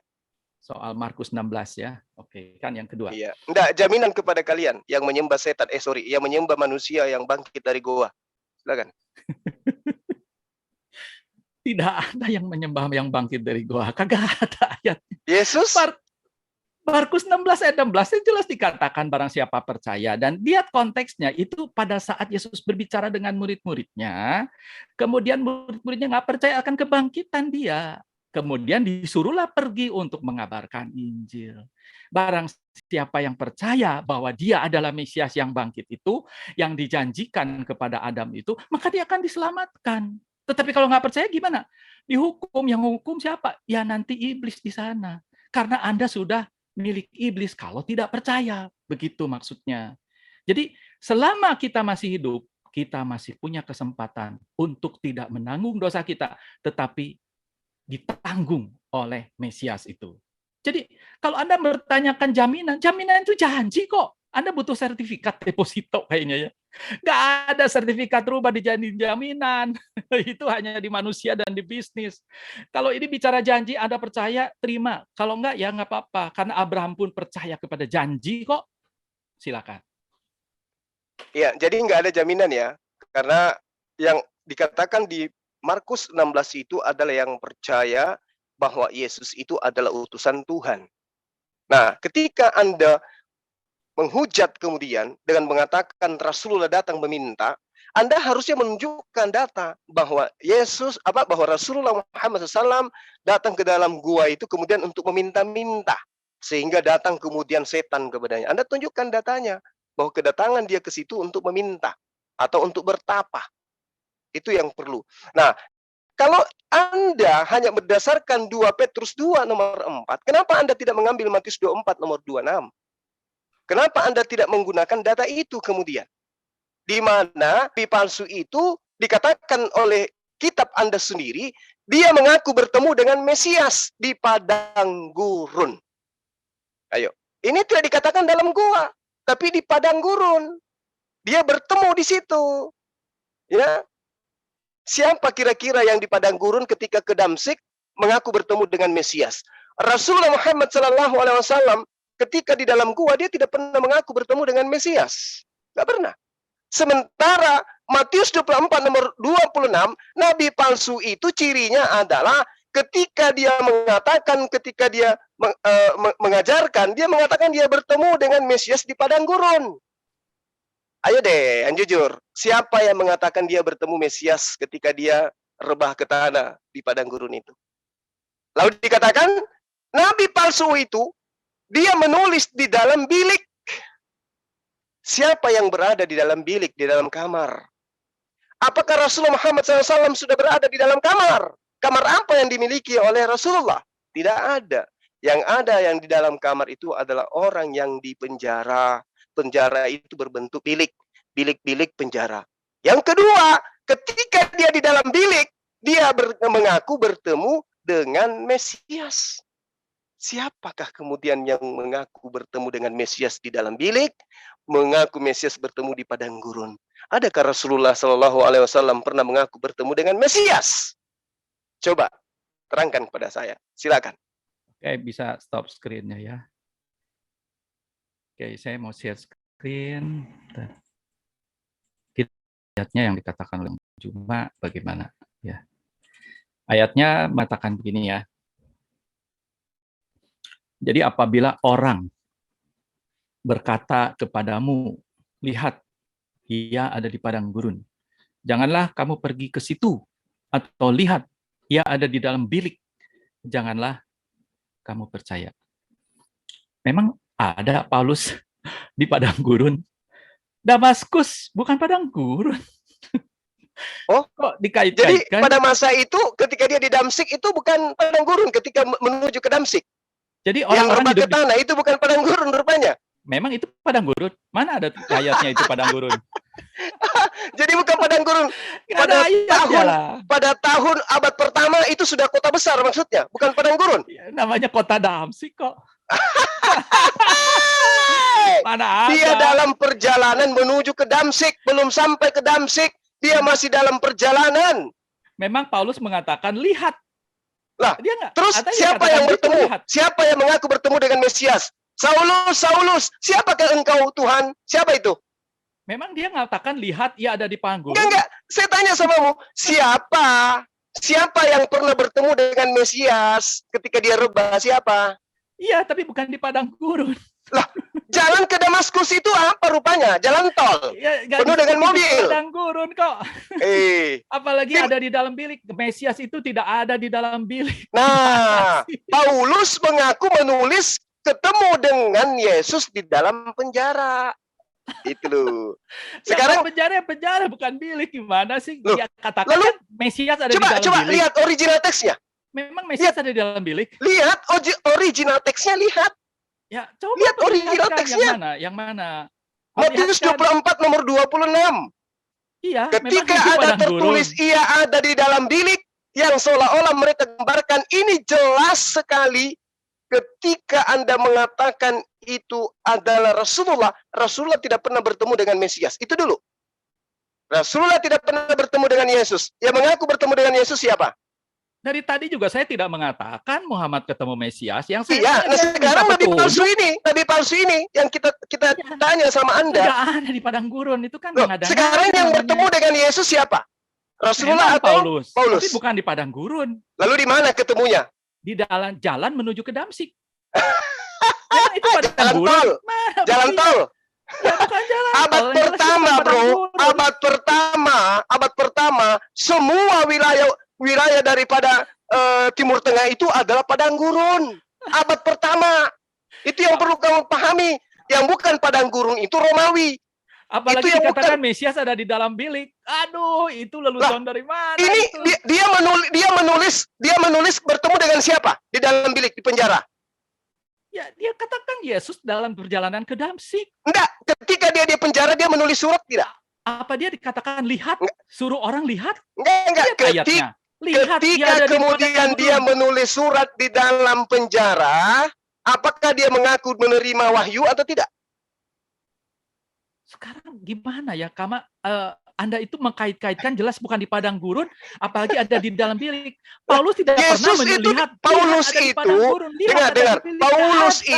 Paulus itu mengaku begini. Lihat di dalam Kisah Para Rasul 9 nomor 7. Maka termangu-mangulah teman-temannya seperjalanan karena mereka mendengar suara itu, tetapi tidak melihat seorang pun.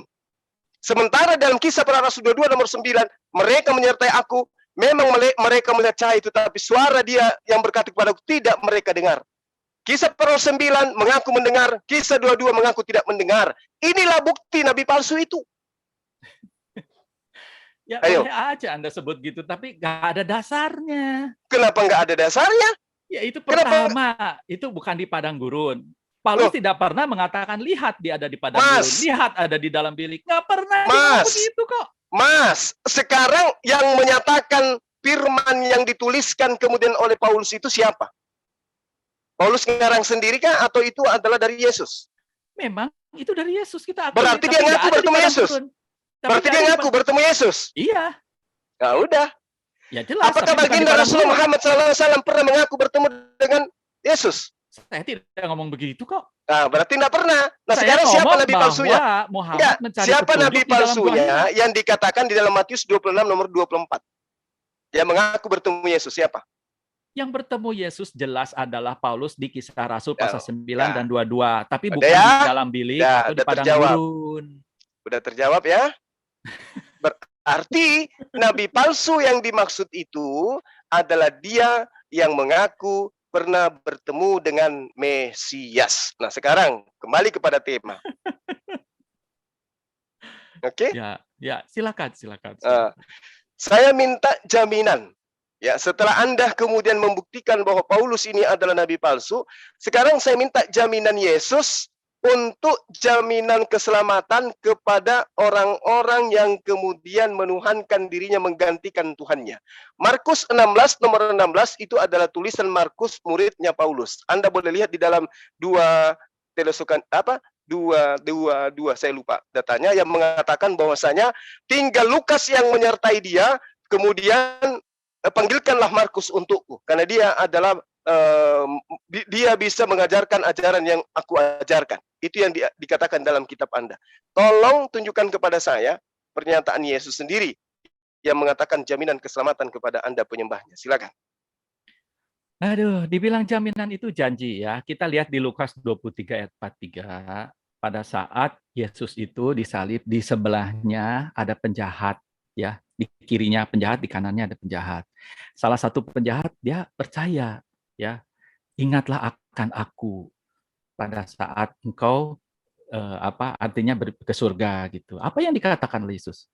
Aku berkata kepadamu, sesungguhnya hari ini juga engkau akan ada bersama-sama dengan aku di dalam Firdaus.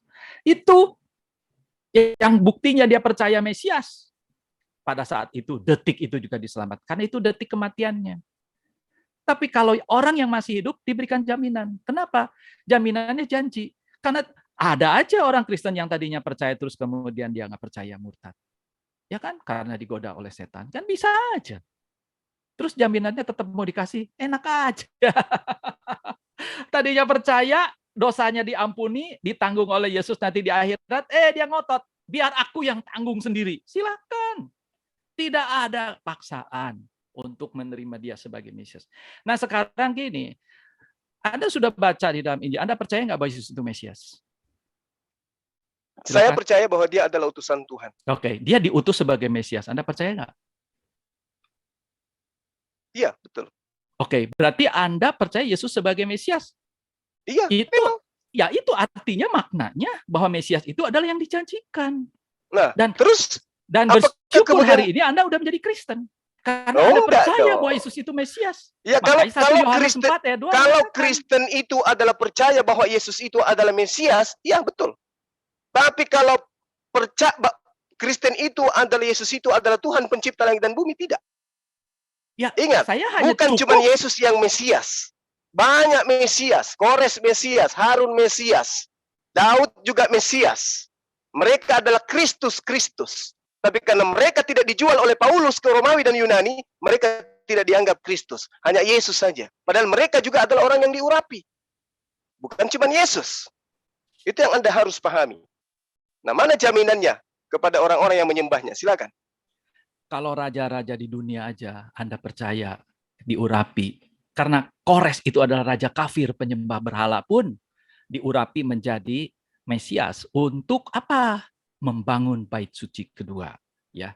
Semua penguasa-penguasa tidak mungkin kalau Tuhan tidak mengizinkannya. Dan Yesus ini yang seperti saya sebut tadi di awal, dialah Mesias, Raja segala raja. Dan Anda sudah percaya dengan mulut Anda mengucapkan bahwa dia adalah Mesias. Berarti Anda sebenarnya murtad secara Islam. Karena Anda percaya bahwa Yesus itu adalah Mesias. Karena Mesias itu artinya anak Allah. Seperti yang dikatakan oleh Sang Pencipta dengan suaranya menggelegar di sungai Yordan. Inilah anak yang kukasih, kepadanya lah aku berkenan. Dialah Mesias itu. Dan tidak perlu diperintahkan begitu Anda sadar di langit nanti di akhirat. Gak perlu diperintahkan, Anda akan tersungkur kok. Ya, Anda ketemu presiden juga udah langsung hormat. Padahal Indonesia hanya berapa kecilnya dibandingkan langit ini. Dan dia penguasa langit ini, siapapun akan tersungkur. Ya, jadi Anda sudah menerima jaminan. Tinggal Anda mau ngambil jaminannya enggak. Karena Yesus memenuhi janjinya. Dia katakan bahwa dia akan mati dan bangkit. Sebelum kematiannya, dia buktikan. Semua yang dia ucapkan, dia buktikan. Apalagi jaminan dia buktikan dengan darahnya sendiri, yaitu mati di kayu salib. Maka terlebih lagi, kita yang menerima itu, maka bersyukurlah, maka dosa-dosa kita akan ditanggung dengan dia. Enak sekali. Nanti di akhirnya tinggal jalan-jalan, Bang Juma. Ya, nanti ketemu saya kalau begitu. Karena Kristen bukan berbicara agama, tetapi Kristen bicara keselamatan. Dan keselamatan itu adalah percaya bahwa Yesus itu adalah Mesias yang dijanjikan kepada Adam, kepada Abraham, kepada seluruh para nabi, termasuk kepada Nabi Daud, kepada Salomo. Itu adalah janji tentang Mesias. Silakan.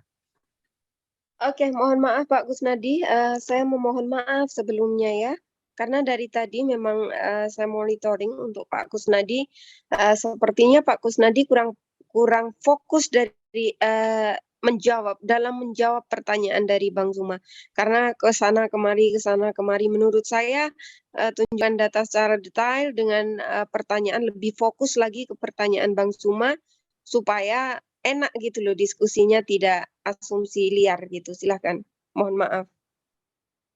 Saya ya, oke. Jadi malam ini kita membuktikan bahwasanya teman-teman Kristen ini sudah mengakui, sudah melihat dengan fakta meskipun mereka itu kemudian tidak mau mengakui ya. Tapi nggak apa-apa, saya kasih oleh-oleh bahwa yang di padang gurun itu adalah Paulus. Anda boleh baca di dalam 2 Korintus 11, nomor 26. Situ sangat jelas dikatakan Paulus berjalan ya dari padang gurun. Kenapa dia mengatakan seperti itu? Karena dia memang melakukan perjalanan di padang gurun. Dalam perjalananku, aku sering diancam bahaya banjir dan bahaya penyamun. Bahaya dari pihak orang-orang Yahudi dan pihak orang-orang bukan Yahudi. Bahaya di kota, bahaya di padang gurun. Oke? Bahaya di tengah laut. Berarti dia berjalan di padang gurun. Siapakah dia penyesat itu? Mereka yang mengaku bertemu dengan Mesias di padang gurun. Lalu kemudian ketika saudara mengatakan saya ini murtad, enggak dong, karena Mesias itu adalah Al-Masih, Yesus itu Al-Masih, ya, Isa itu Al-Masih. Kalau kemudian Anda menyalahartikan Mesias adalah Tuhan, Anda coba tanya kepada orang Yahudi, apakah Mesias itu adalah Tuhan pencipta langit dan bumi yang menjelma jadi manusia? Anda akan ditampar sama mereka. Mesias itu raja yang bisa membebaskan mereka dari kesengsaraan, dari penindasan. Orang Kristen mengambil konsep Mesias dari Yahudi, lalu kemudian konsepnya diplesetkan menjadi dewa yang nusul menjadi manusia. Sementara sumber Mesias mengatakan bahwa yang dimaksud Mesias adalah orang yang diurapin. Yesus diurapi. Mazmur 28 nomor 8, Tuhan adalah kekuatan umatnya dan benteng keselamatan bagi orang yang diurapinya, Mesiasnya. Habakuk 3 nomor 13, engkau berjalan maju untuk menyelamatkan umatmu, untuk menyelamatkan orang yang kau urapi, orang yang kau mesiaskan. Engkau merumukkan bagi atasmu orang-orang yang fasik, dan kau buka dasarnya sampai batu yang yang penghabisan. Mazmur 105 nomor 15, jangan mengusir orang-orang yang kuurapi, jangan mengusir orang-orang Mesiasku, dan jangan berbuat jahat kepada nabi-nabiku. Orang yang diurapi adalah Mesias. Orang Yahudi tidak menunggu Tuhan. Orang Yahudi menunggu Mesias. Siapa mereka?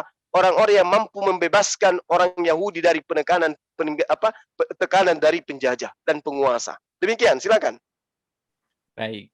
Sebenarnya konsepnya hampir sama antara Yahudi dengan Kristen. Cuman yang dimaksud adalah kedatangan Yesus yang kedua kali, di mana dia datang benar-benar dengan predikat raja segala raja. Ya, itu yang dinantikan. Dan itu nanti akan ada terjadi karena dijanjikan di dalam kitab Wahyu. Jadi kalau bicara janji, ya udahlah, tidak usah diulang-ulang. Janji itu jaminannya adalah janji. Dan janjinya itu adalah darahnya sendiri. Dan saya sebenarnya Mbak Josel, saya sudah kasih tadi ayatnya, meskipun saya tidak tampilkan, ya. Jadi saya sudah sebut tadi ayatnya. Jadi mungkin tolong dipahami ya. Kalau tadi juga Bang Juma nggak pernah share screen, tapi dia juga menyebut ayat. Saya juga menyebut ayat ya. Apalagi tadi dikatakan, Bang Jo katakan 2 Korintus 11 ayat 26. Ya, saya kira itu mengada-ngada lah. Saya mungkin akan ketawa keras gitu. Kalau dia berjalan di padang gurun, terus dia dikatakan nabi palsu. Jadi kalau begitu orang-orang yang berjalan di padang gurun zaman sekarang ya, khalifah-khalifah Arab, kemudian khalifah-khalifah ataupun siapapun yang berjalan di padang gurun disebut Mesias nabi palsu. Ya itu udah kekurangan bahan, terus akhirnya ayat apapun asal comot gitu ya. Saya jadi pengen ketawa kalau begitu ya bicara ini. Jadi kalau artinya Mesias, Al-Masih, kan tadi saya sudah katakan di awal bahwa kita bicara Mesias itu adalah Mesias Raja segala raja. Saya sudah definisikan bagaimana dia dari janjikan kepada Adam, kepada Abraham, dan seterusnya. Jelas ini bicara Mesias Raja segala raja. Dan artinya kalau Anda percaya, ya berarti percaya atas Mesias yang saya uraikan. Ya, Anda tidak mengatakan bahwa saya percaya kepada Mesias definisi saya. Tidak, tapi Anda sudah mendengarkan apa yang saya katakan tentang Mesias itu. Jadi Anda mengiyakan. Ya. Jadi malaikat di surga dengar itu. Ya, tinggal tunggu waktunya. Ya mudah-mudahan Anda bisa bersama dengan saya di surga nanti gitu. Sesuai dengan janji itu. Ya. Terus banyak pertanyaan saya nggak dijawab. Ya berarti memang bahwa selama ini tidak ada ya Sang Pencipta menyatakan diri kepada Muhammad, tetapi yang datang adalah malaikat Jibril yang jelas itu tanda tanya karena dia bukanlah Gabriel. Karena Gabriel mengatakan Sang Mesias itu akan mati. Ya, di Daniel 9 ayat 26, sementara Jibril mengatakan Isa itu tidak mati di salib. Banyak perbedaan ya. Kemudian Gabriel itu datang kalau ke bumi tidak menyentuh, tetapi kalau Jibril menyentuh, apalagi sampai 3 kali. Jadi banyak sekali perbedaan, itu nanti akan sesi khusus lah ya mengenai Jibril dan Gabriel. Terlalu banyak sekali perbedaan. Jadi siapa sebenarnya Jibril? Ya dia namus, katanya namus. Tapi kalau Gabriel saya udah cek nggak cocok gitu. Jadi kalau gitu siapa? Ya, Anda jawab sendiri.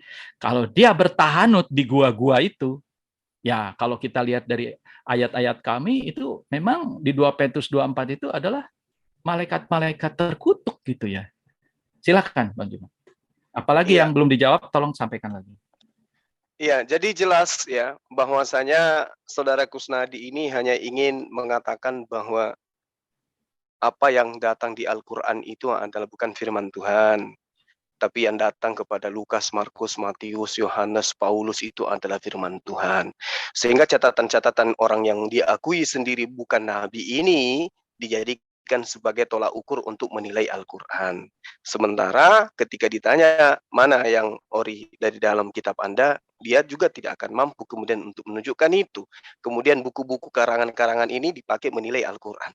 Tidak sama katanya. Ya jelas tidak sama. Satu wahyu Tuhan, satu tulisan nabi-nabi palsu.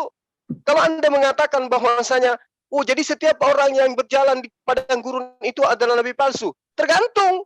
Kalau dia mengatakan dirinya adalah utusan Tuhan, dia nabi palsu. Jangan Anda samakan dengan orang yang berjalan sebagai musafir di padang gurun dengan Paulus. Paulus ini di atasnya nabi.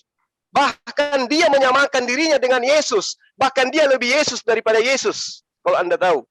Yesus tidak berani menghilangkan hukum Taurat, tapi Paulus dia mengajarkan kalau dia itu Yesus katanya mati untuk menebus orang Kristen dari hukum dosa hukum Taurat.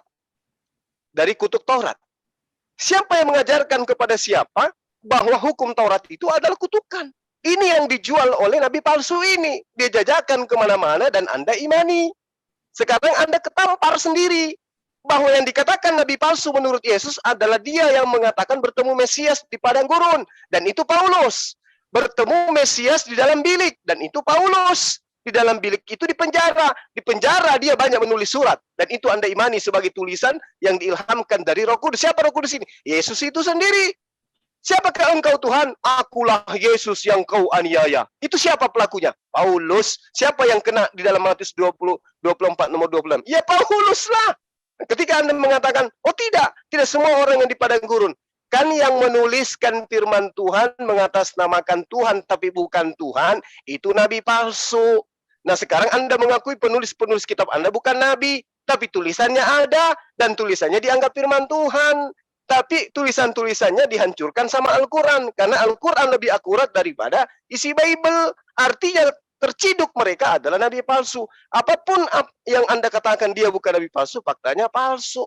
Karena dia bukan nabi, tapi ada tulisannya, ada kitabnya, tapi bukan nabi. Kan lucu, bukan nabi, ada kitab sucinya. Lalu apa mereka ini? Nabi palsu. Silakan Anda bantah. Saya nggak ngulang-ngulang lah ya, kalau mau dengar lagi jawabannya kan tadi sudah ada ya. Mengenai soal nabi palsu kan tentu tidak sembarangan ya. Kalau Taurat itu menjadi kutukan bagi mereka yang melanggar ya. Kalau Anda melanggar ke-10 perintah Allah ya itu Anda menjadi terkutuk. Jelas lah, itu mah nggak usah hukum Taurat. Taurat itu hanya memperjelas. Kan kita Timer, tahu. mohon maaf, Pak Kusnadi sebentar, mohon maaf, timer. Tadi Oh, Bang iya, Zuma timer. di 2 menit lebih ya. Oke, stop dulu. Stop dulu karena timer seharusnya di Pak Kusnadi ya. Mungkin, maaf Bang Ilyas, tadi 2 menit lebih tadi lupa ini. Oke silakan, karena waktunya Pak Kusnadi nanti Bang Zuma akan ditambah 1 menit. Ya. Oke. Bang Zuma akan ditambah 1 menit, jadi 2 menit 45 ya. Mohon maaf ya. Oke. Di setting dulu ya. Iya. Sebentar ya Pak Kusnadi. Oke. Oke, terima kasih Bang Ilyas. Oke. Oke, silakan Pak Kusnadi. Ya. Jadi hukum Taurat itu hanya memperjelas. Anda pun juga kalau membunuh orang kan Anda jadi terkutuk juga, kecuali Anda bertobat, ya. Kan ada 10 perintah Allah. Nah, kalau melanggar itu jelas terkutuk, itu maksudnya gitu. Kalau orang-orang Yahudi yang menjalankan hukum Taurat, dia bisa menjalankan, ya berarti dia tidak terkutuk, ya. Jadi itu sudah terjawab. Anda jangan lupa ya, Paulus pada saat dia hidup, dia sudah ketemu murid-murid Yesus seperti Petrus, Yohanes, Yakobus. Jadi kalau ada penyimpangan, ya jelas itu akan ditegur ya oleh murid-murid yang lain. Awalnya mereka tidak menerima. Kenapa? Karena Paulus itu pembunuh. Dia membunuhi banyak pengikut-pengikut Yesus. Tapi karena sejak pertemuan di Damaskus itu, dia berubah drastis. Yang tadinya pembunuh, menyeret orang-orang, salah satunya Stefanus, dia akhirnya bertobat. Dia berubah menjadi orang baik, bahkan menjadi pejuang. Karena itulah begitu gigihnya dia mengabarkan Injil, karena ia ingin menebus kesalahannya, di mana dia banyak membunuh pengikut-pengikut Yesus. Jadi kalau mau bandingkan itu, lihat buahnya. Setelah ketemu Yesus, dia berubah jadi baik. Ya, bukan ketemu seseorang makhluk kemudian jadi jahat. Kan itu beda. Itu buahnya kelihatan dari situ. Jadi Paulus pada saat dia hidup, surat-suratnya sudah dibaca oleh Yohanes, oleh Petrus, oleh Yakobus, oleh murid-murid yang lain. Jadi kalau ada kesalahan tidak mungkin Petrus tidak menegur. Apalagi yang terakhir meninggal adalah Yohanes di Pulau Patmos. Pasti dia tulis. Ya. Tetapi Petrus malah mengatakan bahwa Paulus itu adalah sahabatnya. Ya. Jadi artinya dia tidak merupakan penentangnya. Jadi karena udah saling dikonfirmasi, apalagi gitu. Saya bingung dari tadi awal saya menjelaskan tentang Yesus Mesias tidak memakai Paulus. Kenapa bisa nyebrang ke Paulus gitu? Kan lucu, padahal Paulus dengan Yesus pun sama ajarannya. Apa yang beda coba? Ya, oke, silakan. Ya bedalah. Yesus mengatakan tidak setitik pun dihilangkan dari hukum Taurat sebelum langit dan bumi lenyap. Paulus mengajarkan hukum Taurat itu adalah kutukan, maka dia harus dihilangkan. Dengan matinya Yesus di tiang salib, maka kita dibebaskan dari hukum Taurat, maka dia membatalkan hukum Taurat beserta ketetapan dan ketentuan yang ada di dalamnya. Nah, terkait dengan Paulus ini, kalau Anda mengatakan dia bertaubat dari apa? Sementara di dalam kitab Anda, Yesus mengatakan sesuai dengan apa yang dituliskan. Dia mengatakan waspadalah supaya kamu jangan disesatkan. Sebab banyak orang yang akan datang dengan memakai namaku. Ada yang datang memakai namanya. Apa itu? Siapakah engkau Tuhan? Akulah Yesus yang kau aniaya. Dia menyesatkan orang dengan menggunakan nama Yesus.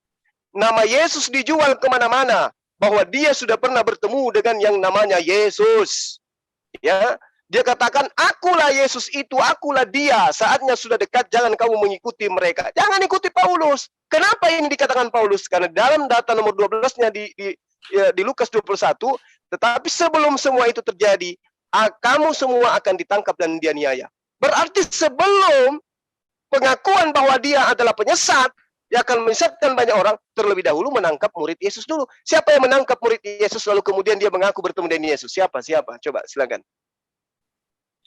Ya, sepertinggal Yesus, itu yang jaga adalah para rasul. Jadi kalau tadi Paulus itu salah, sudah dijegal sama Yohanes sendiri. Karena mereka semua sangat diinspirasikan oleh Roh Kudus. Nah itu bedanya, kita ada Roh Kudus yang menjaga.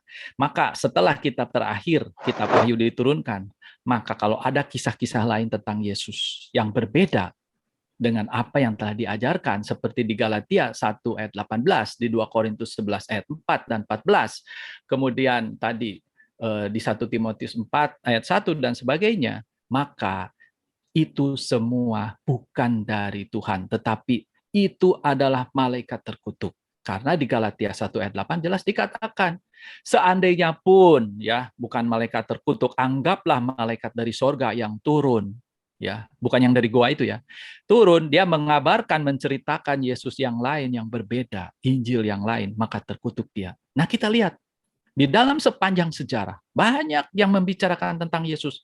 Ya, tadinya mati disalib, kemudian tidak, tadinya begini, tadinya begitu, yang berbeda dengan Injil karena maunya membelokkan jalan Tuhan untuk keselamatan umat manusia, maka itu adalah malaikat terkutuk. Ya, jadi ayatnya tadi saya udah sebutkan ya, Mbak Yosel. Jadi nanti dibuka sendiri. Jadi ini apalagi gitu. Kalau sudah dicanangkan kitab Wahyu, kebetulan dia adalah kitab terakhir, dan ayat terakhir mengatakan jangan mengubah, jangan menambah, karena siapapun akan menerima akibatnya. Jadi artinya siapapun yang mengubah tentang Yesus, dialah terkutuk.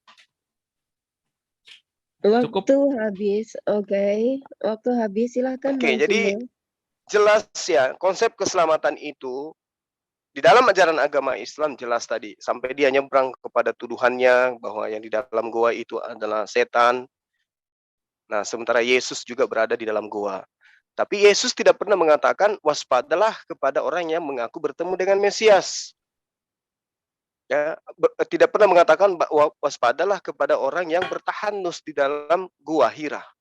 Dan Rasulullah Muhammad SAW juga menerima wahyu cuma sekali di dalam gua. Hanya surah Al-Alaq. Habis itu dia nggak pernah lagi kemudian menerima wahyu di dalam gua. Dia menerima wahyu di tengah-tengah umatnya. Disaksikan oleh semua umatnya pada masa itu. Kemudian yang dikatakan jaminan keselamatan yang ditawarkan Kristen semuanya berasal dari Paulus. Makanya kita bahas Paulus. Kalau keselamatan dari Yesus bisa dilihat di dalam Yohanes 17 nomor 3. Keselamatan itu ada di situ. Keselamatan itu ada di dalam Matius 19 nomor 17 menurut Yesus. Nah ini nyembah Yesus ini ajaran dari mana? Dari Paulus. Makanya nyebrang ke sana. Makanya Yesus mengatakan waspadalah kepada nabi palsu. Katanya Paulus bukan nabi palsu, tapi di dalam kisah para rasul dia disebut nabi. Tapi karena ajarannya bukan dari firman Tuhan, maka dia palsu. Terjawab sudah itu. Silakan.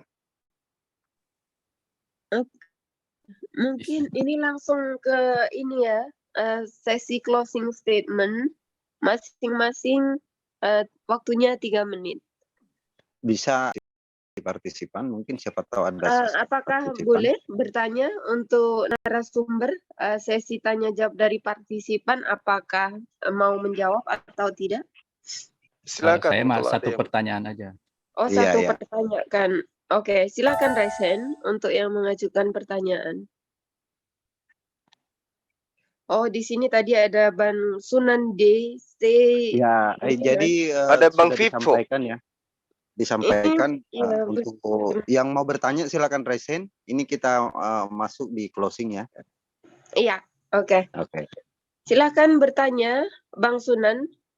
Waktu bertanya 2 menit. Oke, silahkan. Mohon maaf, Bang Zainal Arifin, karena cuma ada satu untuk partisipan yang boleh bertanya. Jadi mohon maaf ya. Oke, silahkan, Bang Sunan. Cek. Assalamualaikum warahmatullahi wabarakatuh. Waalaikumsalam warahmatullahi wabarakatuh. Oke, terima kasih untuk narasumber. Ini memang luar biasa, tapi kelihatannya nggak imbang nih. Saya sebagai pendengar tidak bisa berkomentar, tapi hanya bisa mengambil hikmah dari dua narasumber ini. Nggak imbang kelihatannya malam ini. Oke, langsung ke aja karena waktu yang 2 menit. Dari paparan dua narasumber ini tentang tadi itu iblis lah apa segala macam, saya menarik garis sementara bahwa ternyata Yesus atau Bapa, Yesus dikatakan Bapa sesuai Yohanes 1 ayat 1 dan Yohanes 1:14 ya, di sana kan pada mulanya adalah firman dan firman itu bersama dengan Allah dan Allah firman itu ada Allah sendiri. Itu adalah Bapa adalah Yesus. Maka saya mengatakan bahwa dari narasi tadi boleh saya menarasikan bahwa Yesus atau Bapa sama setara dengan iblis.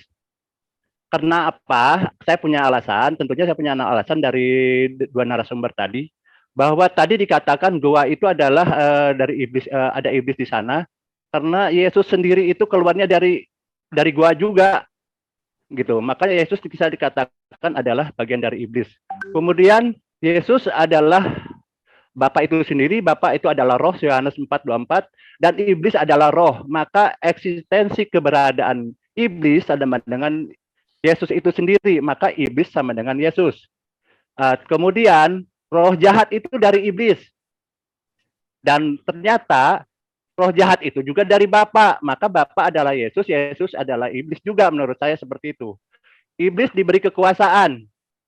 Di Ayub 1:12, maka firman Tuhan kepada iblis, nah segala yang dipunyainya ada dalam kuasamu. Nah, iblis diberi kekuasaan, Yesus diberi kekuasaan.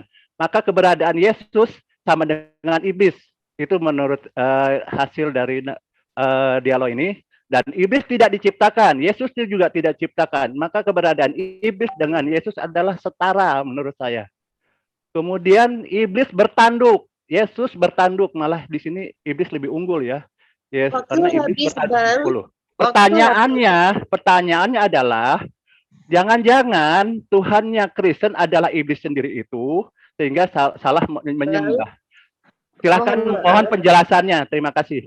Oke, silakan waktu 5 menit untuk Pak Kusnadi menjawab pertanyaan dari Abang ini. Oke, silakan. Baik, terima kasih ya. Itu adalah suatu pertanyaan. Kami sebagai manusia ya yang hidup di abad ke-21 ini tidak berdaya kalau Sang Pencipta itulah yang memberitahu, yang memperkenalkan dirinya. Sejak zaman Adam itu tercatat begitu jelas, ya. Dan itu kita bisa lihat apakah itu iblis atau bukan. Karena iblis bisa kita lihat salah satunya adalah dia tidak maha tahu. Ya, itu sangat kentara.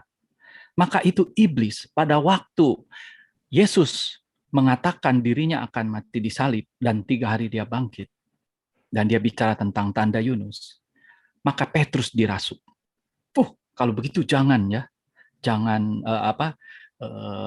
Jangan sampai dia disalib. Karena nanti akan bangkit. Tetapi setelah sekian lama, gak berapa lama berubah. Dia kan nggak tahu. Dia berubah. Ternyata sekarang dia merasuk Yudas. Akhirnya Yudas menyalibkan dia. Dan bangkit. Berarti iblis itu kebingungan gitu ya. Jadi dia sebenarnya gimana sih? Dia kepingin menyalibkan atau tidak gitu kan. Nah setelah Yesus bangkit dia ribut. Oh Yesus gak bangkit, dia gak mati, dia pingsan di dalam gua. Murid-muridnya nyolong mayatnya. Tentara Romawi katanya ketiduran. Nah itulah iblis mencoba mengacak-ngacak jalan keselamatan.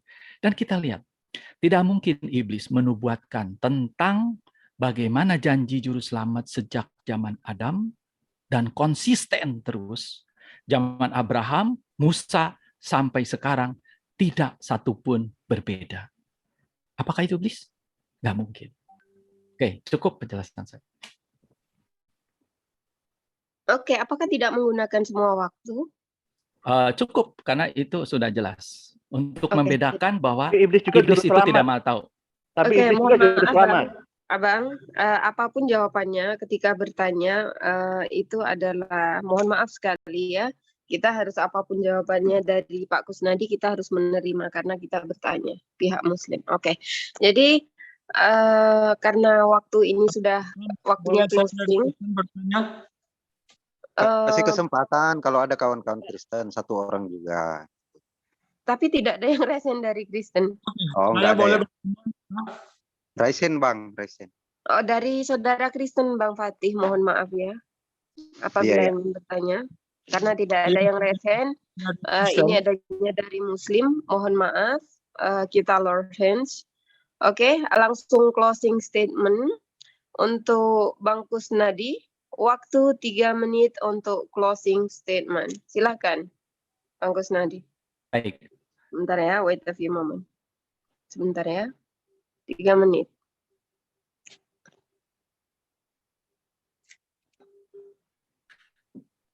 Oke, silakan Pak Kusnadi.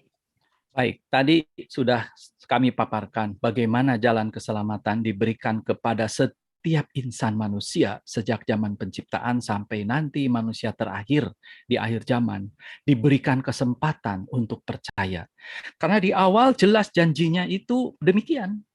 Jadi pada saat mereka punya keturunan, misalnya Abraham punya keturunan, si A, si B, dan si C. Kalau mereka percaya akan janji itu, karena pasti dia cerita.